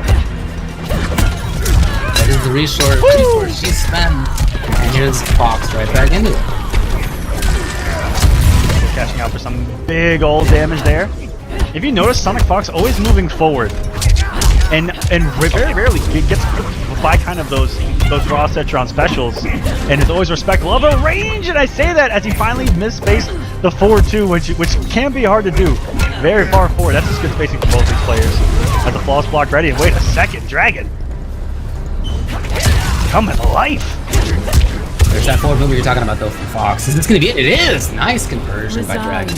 And spare. Yeah, so look, that game one was really tough. And then, yeah. It was actually that forward move that's getting SonicFox burned right now. He's challenging. Now Dragon is saying, okay, if you're gonna move forward, I'm gonna put something there. And getting all the hits all of a sudden. This whole round. Forward 2 at this exact range almost every time. It's been really strong. As soon as Fox tries to approach, Dragon's got a big life lead. I cannot believe SonicFox has only gotten hit by actor frames on the way in. I just lost the entire round. That was start to end. Sonic moving forward and dying for it. That entire round, start to end. Dragon just put something out and it hit them. Praise the rain. I don't know what Cetron's doing right here, but that's a 2-1 lead, and Dragon has the momentum. That was a complete shift. Just shut down the entire game plan I was about to go on a 5-minute analysis on, and Dragon, it's on the screen. Jeez. Respect earned. 0. Yeah, that game 1, and you go back and look at it, there was that little battle at the beginning of, is Cetron going to get cornered, will Joker get in, and Fox won that battle pretty quickly, and then just had total control, mostly in the corner, even still after that. In that game, though, was a completely different story. Oh, wow, there is a switch! Over to Jade here, a Fox character he's been playing for a long time as well. So they must have thought that was gnarly enough to just switch away from Joker, the character that they said is just going to be the character they'll play the whole day. If there is a character though, to stop, Fight. if there's a character that's gonna stop a character and someone from moving forward on you and pressuring you, Cetron's one of the best in Mortal Kombat 11 at doing that, and Dragon did just that. And now SonicFox makes a huge tectonic shift to Jade, who's gonna return the favor at shutting some stuff down, David. She can definitely do that. So far, this has been entirely Fox. I think they've taken one bit of chip. It's gonna blow up so far. I think that was Delia's dance at the end. I didn't see the last gold. I would think so. Definitely being regarded as a very, very strong special. There it is. Hit out of the startup of a teleport right there. Okay. Yeah. Keeping the corner here is SonicFox. Fight. Dragon just established that he would like to escape. Question is, will Fox let that happen? Boy, does this matchup change when that glow. Okay. I did say that is punishable if you don't do the amplify. Just question is whether it's going to be an amplify. Here's the Dragon. Here's Dragon. Oh no! Whoa! That was some tech if I have seen it. Walking back after the down one, which made the first part of the tornado whiff. That was so specific and normal specific, character specific. That was disgusting from Sonic. And there's a spring kick. That's what killed Brock Lesnar. Anyways, Dragon. Well, it's surviving. Looking like it's about to kill Fox here because this is match point right here for Dragon versus EG SonicFox. Drawing first blood. Player like you said, I mean, Dragon's been struggling in this player matchup for years. This will be huge for him. This would be a massive win, and I would love to see the pop-off if we get it. But we know this has the unequal chance at just going the distance. Fox never out of this, and look at this health lead that Sonic's got built already. Threatening us with a game 5, and trying to walk up and get Dragon to swing with it down 2. Try to get him to tech throw perhaps, and get that glow out of here. The non-projectile stuff. Oh, yeah, she worked. Dragon, this is doable. Fatal. He's dangerous. Oh, it's doable on both sides. I'm scared. There's no purple stuff. Delius comes into play. Will there be Delius? Oh, I cannot believe that. Folks so much nowadays with that Delius dance. You never know when it's coming out. It's 2-2. That honestly came down to Sonic making a really big read in the pressure of Dragon there. What a read on the stagger of forward 2-3, right? Which I'm not 100% sure, but I'm pretty sure that's what jails into the tornado, right? And Sonic with the immediate swing right there, and that was a big challenge by Sonic right there to get some pressure. Poke, plus frames, close out. Jade. Cetrion. That's what this has come down to. Well, Dragon hasn't been able to do some of the normal zoning he would like to do, the stuff that was really killer for Joker. Once she has that glow on, some of the stuff is not projectile, right? We saw the tendrils come out, but other stuff is obviously projectile. So you can't do the normal kind of thing you can do as she can phase through that stuff. And then when she's up close, right? This deal is dance. She has. Is she gonna do down 1 or down 4 into the dance? Is she gonna be dancing on you? Is she gonna amplify that afterward? Your respect there is higher than it's had to have been in the past for David. 100%. Because she has mix-ups, and then on top of that mix-up is a mix-up of amplify or non-amplify for safety or stealing a turn. Yeah, or she could just do the string into plus frames instead, right? Like, there's gonna be plus frames. It's neither, actually, and Dragon buttons out correctly.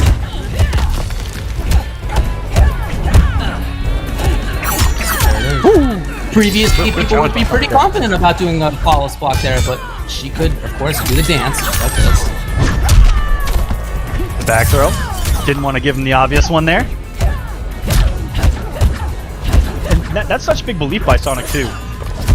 To give up the corner, even on health. Woo! What a flawless block! And again, so specific because that's only possible off of certain strings out of Cetrion. And look who's ready for it, SonicFox. Yes, guys, this is game 5, 2-2 situation in losers top 4. Oh, it's a huge chance. This actually may be the round. Yes, of course. Yes, well, I see a lot of skulls and shields. That's a lot of skulls. Get him again. That is going to kill the beam. No, are you kidding me? No, I'm motivating. The hell's right. No.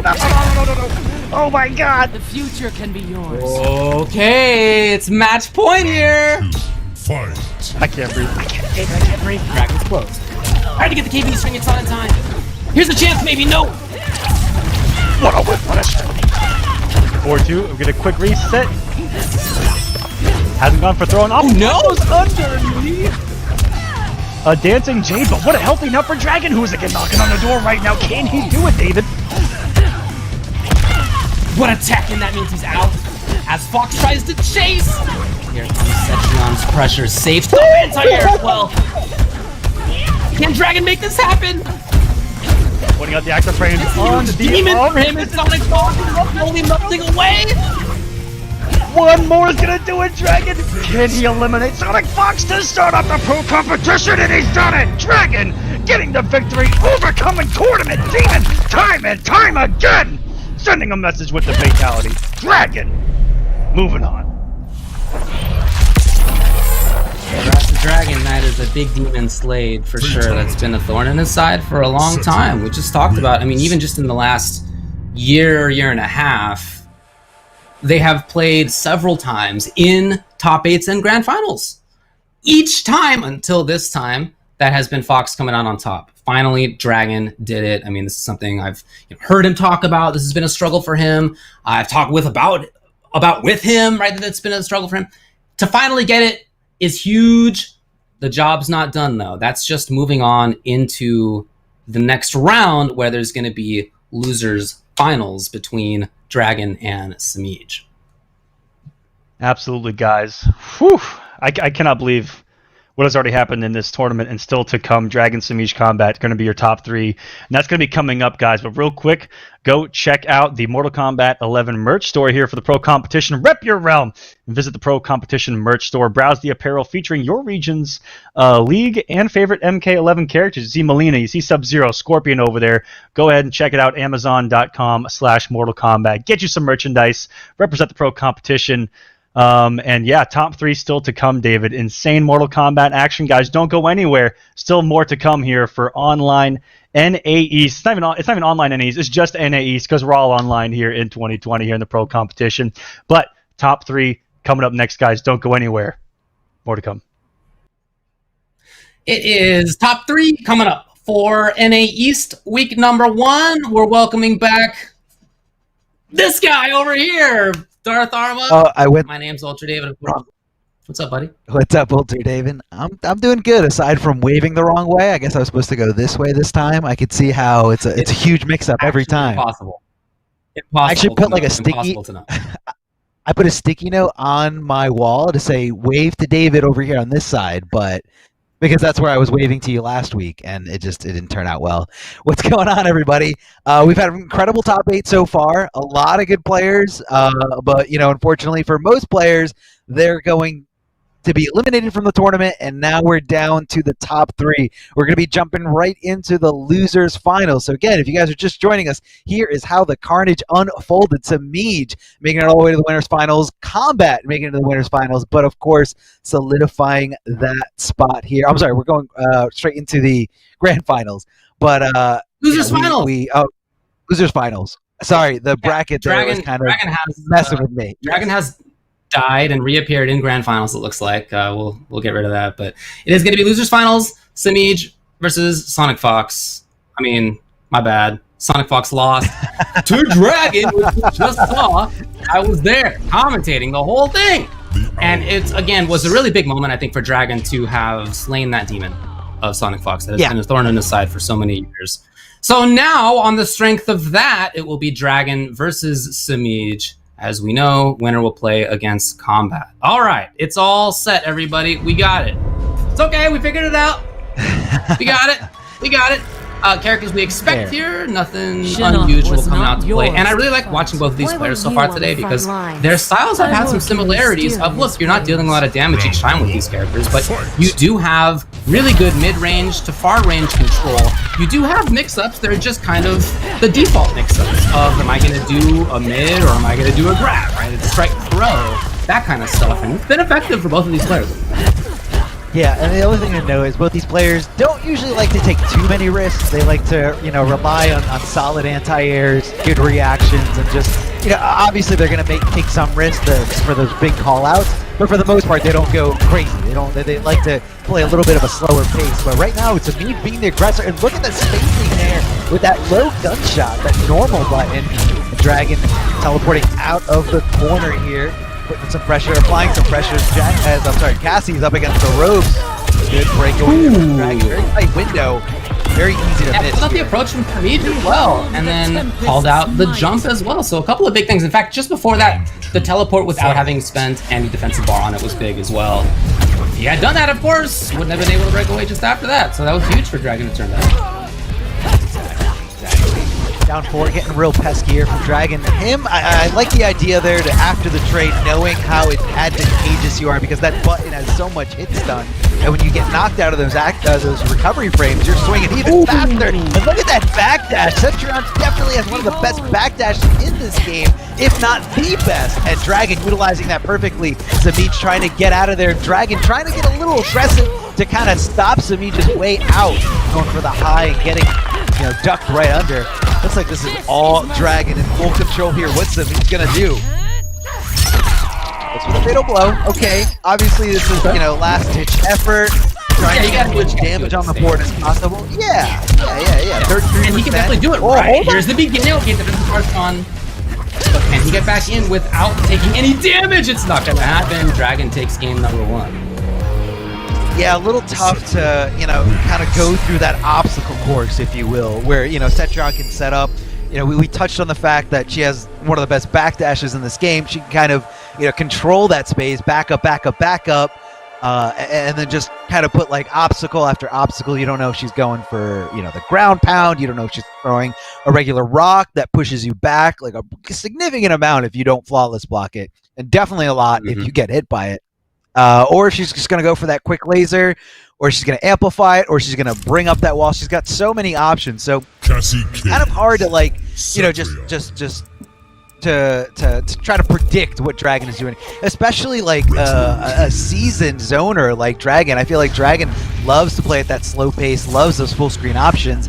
And, it's not just mindless, like I'm throwing this, I'm throwing that. Like he's thinking about, every single, opportunity, what Samij is going to do on which approach and how to counteract that. And then, this character Centurion just fits Dragon's playstyle so well. We saw Dragon try Fujin a little bit when, Aftermath came out, but I feel like Dragon's true home is this character. Like this character is a perfect complement to Dragon's playstyle. Definitely fits him well, and I think that's a big part of why he's here in Losers Finals in the top 3 and looking like he's doing pretty well there as well. Pushing back Samij pretty consistently back to a range where Setron has so much control. Ooh! Wow, the huge read! And no breakaway, that would have been the armor breaker either way. Dragon just getting a little bit of damage. Sis, no! Knock the wind out of it. No! Behold Dragon the keeping it, tempest other than that smite. down 2 call out, like other than that, he was Round keeping two. it relatively safe here. Using those incredible normals from Cetrion, the great range on that stand 1, and just kind of going right to the tornado. I love the jump forward here from Samij, and he didn't fully commit. He didn't press a button in the air. He backed up and looked for the whiff punish. Smart stuff here by Samij, but didn't really get the full control of the scenario. So now he's just got to go right in, calling it out there, stopping any kind of neutral that Dragon was trying to establish there with his normal buttons, straight into the high gunshots. But that is very, very risky stuff. Debate almost happened there where there was Earthquake cancel into pressure. Now the pressure, that little bit of backwards movement has been so tricky for everybody to do. Like you said, fantastic backwards movement. She's pressuring. It's the forward movement that's happening right now, and that's a lot of chip even. It's Samij. Yeah, he finds another hit. He's going to be one mix from taking this. The question is, can he even get there? Not going to happen again. It's 2-0 again pretty quickly for Dragon. He's looking so strong. Wins. He's definitely looking really, really strong. I love this move there by Dragon at the end also to just like knock Samij down as quickly as possible.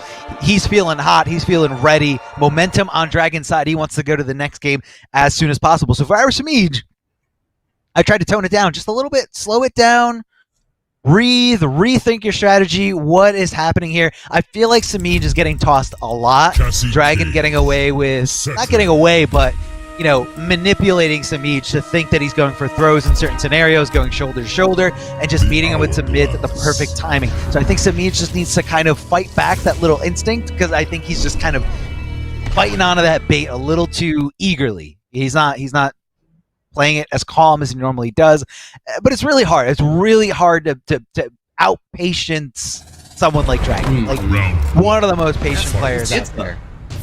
Oh yeah. Samij backing off. What a read from the start by Dragon! I can't believe it. We were just talking about how he's staying away. Okay, that's what Samij expected as well. 331 off the bat for a character. Wow, but did go for the unsafe string. Not too much of a and it punish. looked like Samij was holding onto his bar thinking Dragon would go for the breakaway, but actually didn't go for it. So Samij has to kind of think a little bit outside the box, and that's what Dragon was trying to pull off before. But he actually That's what I'm talking about. That is tech right there. Can anybody flipping out yet today? Yeah, that was Exactly. gorgeous. Yeah, flipping out usually a good, you know, after they buffed it, usually a good way to get out of the corner. Just apply a little bit of pressure. You don't get too much out of it, but, you know, it kind of makes your opponent think, okay, they're going to do string into there. Right, the breakaway, Dragon coming off all those resources because, you know, I think it's definitely worth it. We can make the comeback here with the fatal blow, but Samij's not committing to any full string at all. Instead, just going for staggers over and over again. He got it. He got it. You could really see I don't Dragon think it- overextend, trying to get Samij to do something. How far Dragon moved forward, trying to get Samij to do something. Samij didn't do it. He was still conservative there, looking for just safe opportunity, and did get it. You see that wall hit so far away there that just the max range of that hitbox was so. Oh man, it's just so crucial to like really exploit that move as best as you can. Samij ending it here with the tackle, rolling back, but it gives, you know, that ender there gives Dragon enough, you know, or not enough. Oh man, it gives them the wiggle room to kind of just backdash out of there. Again, any character with a bad backdash, sure, that ender is great. When you do that to Cetrion, she's out of there free, no problem. But right now she finds herself in the corner. She does have access to that interactable with Dragon. Not really where to go for it. Trying it. One more mix. In the duck. It's Samij is gonna take it as a result. Smart move there by Samij, taking the risk and paying off dearly here. 36% because of one duck. One little duck under one little high. Samij recognizing the situation and confirming, you know, seeing that, recognizing like, okay, there it is. I called it out right. Go into my buttons, go into fatal blow. This round, this game is mine. So Samij, he's in it, man. He is definitely in it. Yeah, and think about when he took that risk. When we were talking earlier in that game, there was a little moment when Dragon was trying to pressure, again, trying to move really far forward to make Samij think it was something else. Samij was conservative. In that instance, when he had Fatal Blow and the damage output's going to be way more significant than the character usually gets, then he's willing to make a little bit more of a bet. Because the payoffs, the risk-reward is different, right? It's a little bit higher on the reward side than it would have otherwise been. Exactly. I was going to say the same thing. Risk reward, definitely, you know, maybe not it's super in his favor because, you know, Dragon was able to, you know, if that did work out for him, he was going to be in a game. Yeah, but they're definitely worth taking the risk. But Samij does have to win 2 more games, so Dragon's still feeling pretty confident here. Got a little bit of wiggle room, a little bit of a cushion, and that's going to be a big punish. Catching him with that crushing blow, knocking him up into the air, and Samij either ducking or just looking not to block there. Maybe thought he could challenge, but Cetrion is so plus right next to you after that. Oh, it barely whiffed. It's match point. Whiffed. I feel like the sleeve or like the fabric from her shoulder, from her jacket was just like touching Cetrion, and it was just like just outside of the range, and that was the idea there for Samij. You know, not only just utilizing your character's normals, but your special moves too. You know, you gotta know those max ranges, and he was just outside of it. Here comes the tackle, big beat down there on Cetrion. Samij trying to get crazy, big jump in here, does pay off, but he doesn't confirm it, just any real damage. Oh, I love that straight shot right there. It's a knockdown for Samij to try to pressure again. Harassing, yeah, harasses again with it. He's using his own gunshot really well in this round. There it is again. Oh yeah. Kneecap. Yeah, I feel like he's doing it because he's got a huge life lead here. So he's got a little bit more, you know, he doesn't really have to trade, you know, tit for tat. He's just got to get a few of them in his favor or even like unfavorable trades. But again, it definitely goes in his favor at the end because of how much life he has remaining. There it is. It's not enough actually for Samij. Push back to a range. Okay, it's the KB. Dragon's now a huge threat. If he can find one more thing, that's all he needs. He's got Fatal and didn't cancel. And that's Samij taking the round. Yeah, that's Samij knowing, again, the range there. The range and the gap between those 2 pounds or even just anything that Dragon was looking to do. Dragon might have been able to make that a little bit safer, but Samij just kind of went for his, you know, his gut reaction, said, I'm going to shoulder check here, and it's going to work. Throwing down boulders, flawless blocking to reduce the pushback. Oh, somehow that jump in whiffed right in front of him. And this is just kind of a little bit of a scramble here. Some staggers not fully committed, and a nice little throw there at the end. Dragon trying to find some space between himself and his opponent here, just trying to stay as far back as possible. Oh, was the punish! And this is Samij now on the win. Looking for the KB. He's got it now! So much damage output into the corner that... Looking for the duck was Dragon. One more chance. It's the grab! And it's, he just gets wrong on the direction, and Samij ties it up 2-2. Can we talk about what a decision to make? I mean, clearly you exposed your opponent for looking for throw. You know, the opponent was looking for the high, holding down without blocking, and you know he was looking for a throw. And then to be able to switch it over to the other side and say, okay, I punished him for looking for a throw. Now he's definitely not looking for a throw. This is the perfect time to go for it. And like even at that point, I guess Dragon was, you know, pressing the tech the wrong way, thought he was going to throw him out of the corner for the throw mix, and Samij just kind of thinking one step ahead of that and going with a regular forward throw. Tied up, man. Totally tied up here. Doesn't matter how one-sided certain games were. It doesn't matter how close certain rounds were. When they came down to fatal blow, no fatal blow, it doesn't matter. This is it. Last game right here. Loser is going to be taking 3rd place, and the winner, still in it to win it, going to be going up against Kombat in the grand finals. That would be a rematch if it's Samij, but Dragon trying to get there as well. Samij with an excellent intro here, trying to catch the backdash, the chase, trying to get the teleport as well. It wasn't there in time. Dragon's there, take his turn, looking for the up 2, yes! I got flashbacks to MKX there. Whenever I see that up 2 connect, and it's just the way you convert from that. Not the easiest thing to do, not the easiest up 2 to convert from. Dragon's just like, that's in huge trouble, not even gonna bother doing breakaway there. It's match point Samij, who was down, but now it's him threatening to get in the grand finals.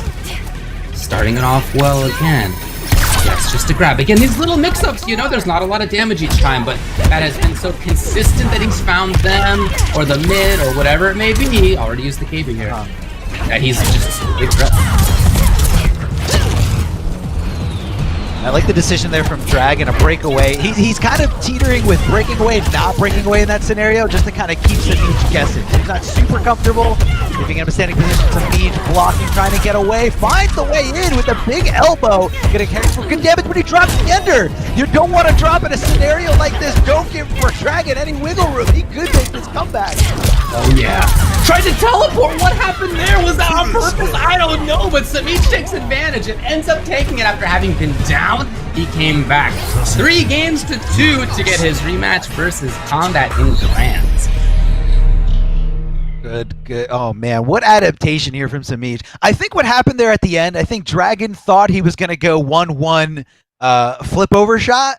So I think that's something that you can't react to because between the time that you cancel and the time you go for where the flip over shot makes contact, you know, you basically just got to call it out. And that's what happened the first time Dragon tried it. It looked like maybe he was trying to react to it or he did it too slow. So there he just kind of, and it is a scary thing to try to do. And I feel like he just didn't want to let Samiij get away. Like, I think in Dragon's mind, he's like, if Samiij flips over shots, gets out of here, gets all that room to breathe, all that real estate, excuse the FGC cliche, but if he gets all that room to just like back up, and I'm not going to win. So he made a very, very ballsy read there, just really wanted to call that out and get a full combo because the payoff would have been huge. We saw him punish it real big before.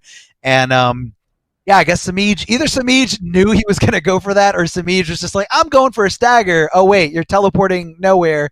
Here you go. Here's just a regular punch over and over again. Good hit confirmed. But let's give some shout-outs really quick here as we it's a big shout-outs to Astro Gaming. The official audio partner of the Mortal Kombat 11 Pro competition. All caster audio is powered by Astro for the entirety of the season. Please visit astrogaming.com to find more information on all the official licensed PlayStation audio products available now. Guys, check out Astro Gaming. A lot of great stuff there. And speaking of great stuff, we got our great grand finals here. We're going to see a run back. But now I feel like we have a powered up Samiij. You know, Samiij feeling a little bit more confident. You know, sometimes you got to get knocked down to come back even stronger. Where Kombat maybe got a little too comfortable there in grand finals. Maybe he wasn't, labbing particular things because he feels like, I won, so I got nothing to worry about. I'm good. Well, I'm feeling hot. Tell me. When they played in winners finals, that was Johnny, but guess what? It is now the Joker for Kombat. Starting it off with Joker's got Kapow, as it feels like every Joker's got, and it's going to be the same thing for Samiij. Yes. And it looks like the difference here, that low bat, the batsy pew-pew. Yeah, the low shot is what Kombat has specific to his Joker, and I don't think we've seen that from any of the other Jokers from today's top 8. Good mids all around, the hit confirmed from Kombat, the side switch, Samiij going with a breakaway, but Kombat all over him, taking advantage of that momentum, pushing her all the way back. So Samiij's got a little bit of breathing room. He does have access to that interactable, so you got to watch out. Choke him go off of it. That's going to be punished. No! He did it too late. He did it too late, and because of that, getting 26% for his trouble. It doesn't matter. It's okay. Kombat's right back in there. He's got the corner just like that. There's no defensive meter. He drops the combo. Oh no! Huge, crucial drops. Flipping out, and Samiij now would love to just run away if possible. Throws the dude, comes right in, and nobody ever expects when there's a zoning situation, a runaway situation, for the opponent to come back in. Samiij knew it. Takes the round. Yeah, you gotta always mix it up. You can't be too predictable, and predictability is all ranges of fighting. All ranges. Little tackle here from Samiij. All over Kombat. Kombat backed up into the corner. Guess he was going for a flawless block. Samiij ready to go for that fully invulnerable up 3. Big jump in from Kombat, ducking under the throw. Samiij giving him a throw of his own. Not sure if that was a super hard read or just kind of something that happened in a scramble situation. Samiij with the mids as Kombat holds up back after he's done swinging. Forward throw, and Samiij is looking really good right now. Look at this. Definitely in control, right? Yeah, look at this. Okay, this is a back throw, of course. Now you're I get that tech, right? You're worried about the forward throw, certainly from Joker in that situation, but had the corner, Samiij has it now, and he's in control. Look at the strength he has just standing there in front of Joker. Can he get third time? Yes! Third time! I'm surprised he didn't come off that Very throw. dangerous. Oh, goes for the throw, didn't get punished. He's down to the wire, down to the wire. Samij trying to keep it as safe as possible, not committing to anything huge. Definitely challenging at all the right times. I feel like he Down flawless blocked 4. it. Yeah, the down 4. He flawless blocked the first one to kind of, you know, reserve as much of his meter as possible, or, you know, have that one more shot at that last breath mechanic. Maybe he thought Samij was going to cancel into something, but, or maybe Samij did try to cancel into something, but flawless blocking pokes, you know, prevents you from doing that. Ooh.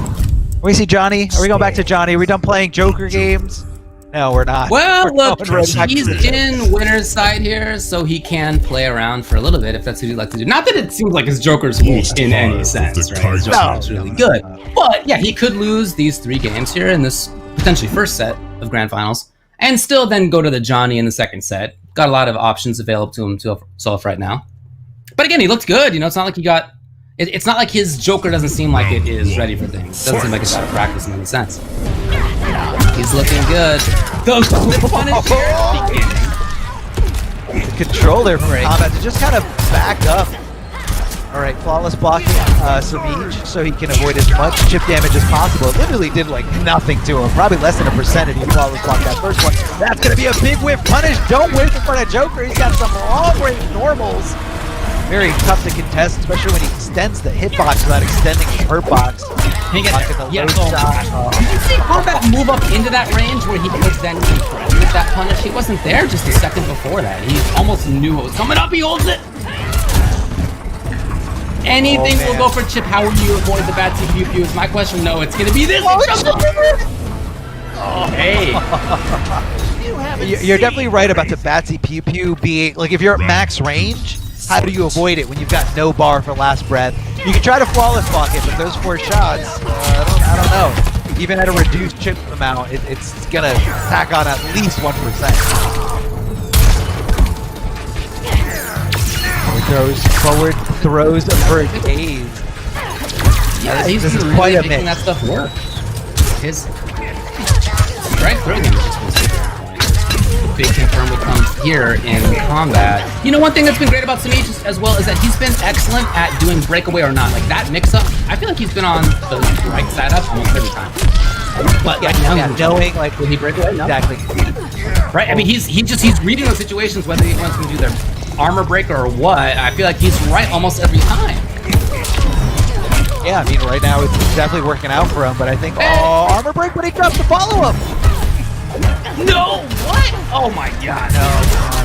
No punish. It was a little awkward because you didn't know which side Cassie was going to be on, so, you know, maybe he just wasn't ready for it. And it's also a very, very tight punish. Not the easiest thing in the world. It's not enough. Shit. No. It was so close. Super close right there. But we'll take it 1 game to 1.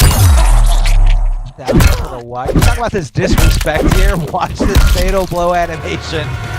Just because it was loaded, just because it was close, and just because I was feeling myself. More bloody, disgusting animations as that.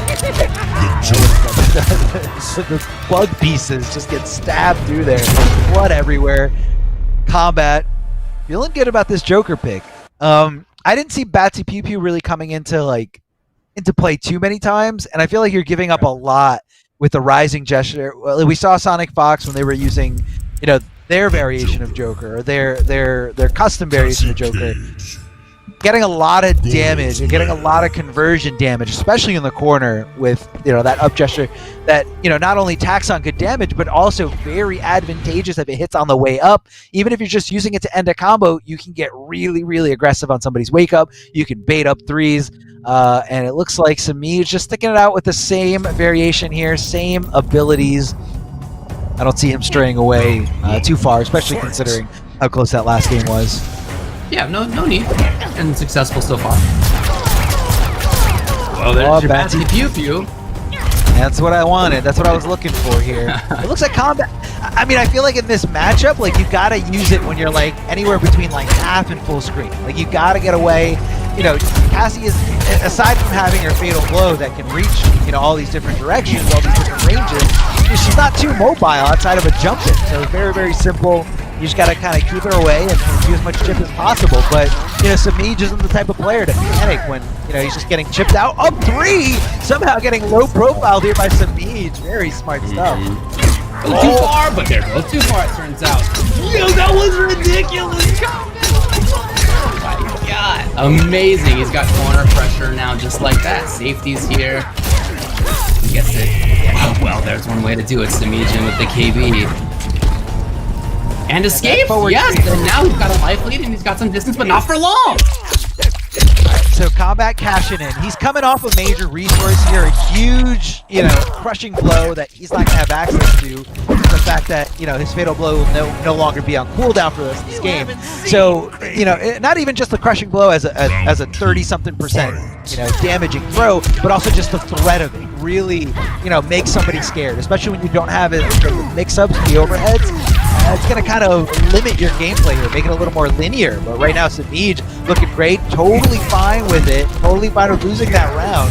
Getting scooped up here, going right into the Batsy pew. Not sure if he could have jumped out of that. Not sure how much of a gap there is there. Confirmed by Samij. They're just kind of putting it there, you know, putting those normals there outside of that range. And so the only way the Joker's going to connect with them is if he gets hit. So that's why Samij is going right into those gunshots. Trying for the mid, and didn't work here. This is still very much doable. He just got moved to close one, right? What a read. These last 2 reads have been ridiculous. My Kombat calling out the far flip, calling out the close flip as well. Hold on. It's not over yet. It's still not over yet. He just look at the punish. Okay. Whew.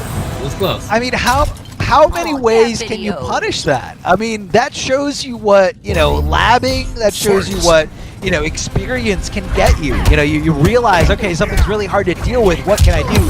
Try backdashing, try, you know, your normals that move you around. In Kombat, just kind of utilizing all of it. Utilizing every single part that he can here. Movement, buttons.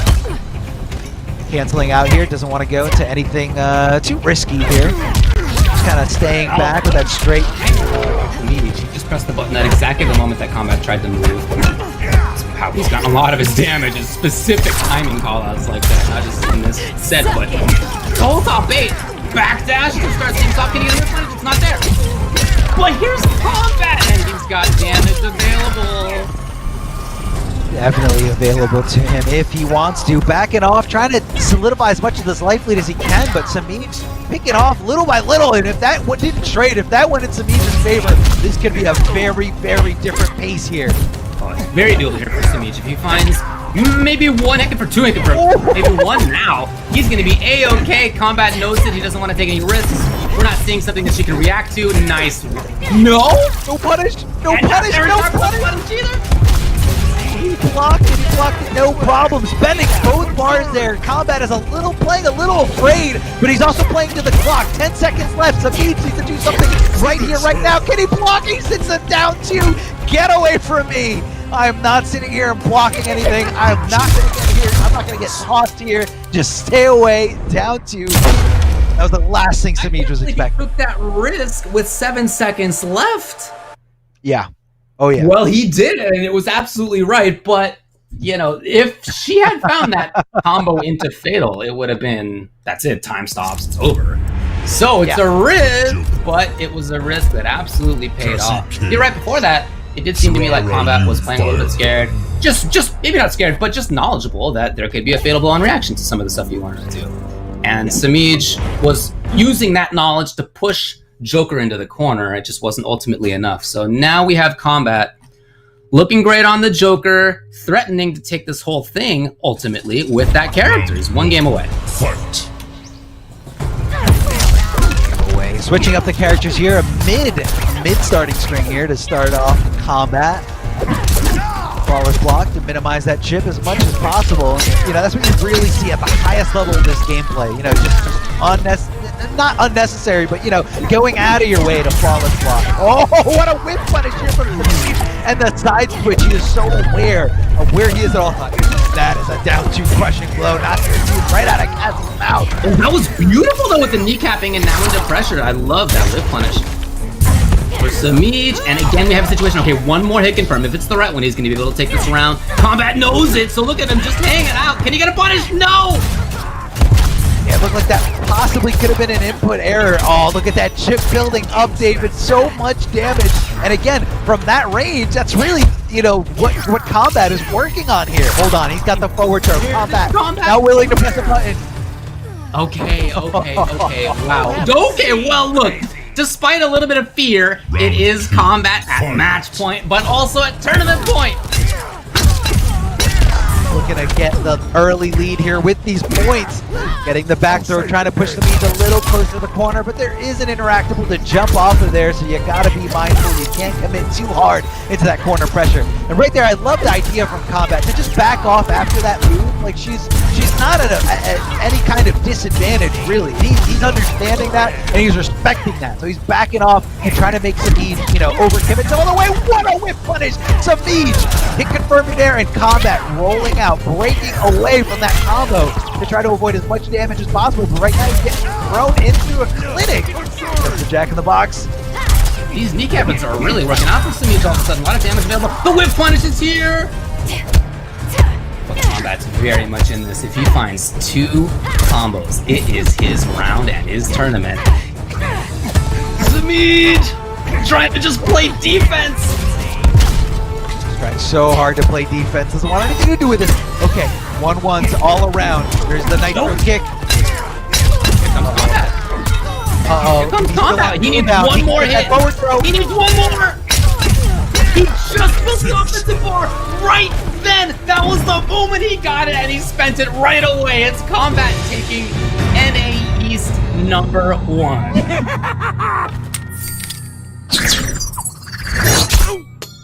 That time, if you go back and look at that ball right there, when it came back, when he started the kapow, he actually didn't have it yet. It wasn't until the move was at the point where you need to do the offensive bar or not that he had enough bar to do it. Wow. Kombat. So Fox was absolutely right, because what they said beforehand, before the tournament, before they played against Kombat, whoever wins this matchup, in their view, was going to win that tournament. It's exactly what ended up happening. Yeah.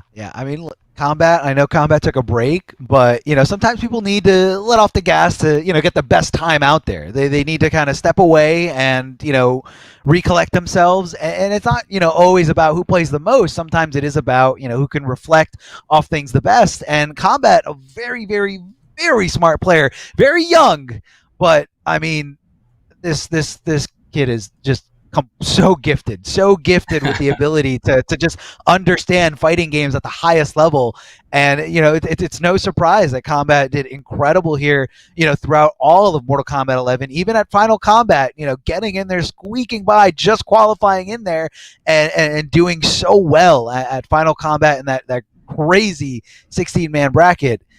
And definitely deserves this. Not only being able to solidify, you know, winners finals with Johnny, but able to kind of just switch it up entirely here. Maybe he, you know, maybe that's part of the strategy to say, like, you know, I can't go into a box against a player like Samij because he's very adaptive. He knows how to, like, take in data. He knows how to, like, you know, counteract the strategy, right? So, you know, it's not always a bad idea to throw it out. And I know, like, when he first picked Joker, we were like, oh, well, you know, he's got like a set to play with, you know, maybe he's messing around. No, that was pure strategy. He's not playing any games. He wants as many points as possible. David, that was insane. That was so great, so dude. good. Let's review the bracket here. So as you were mentioning, talk about points. That's what's on the line, of course. We're here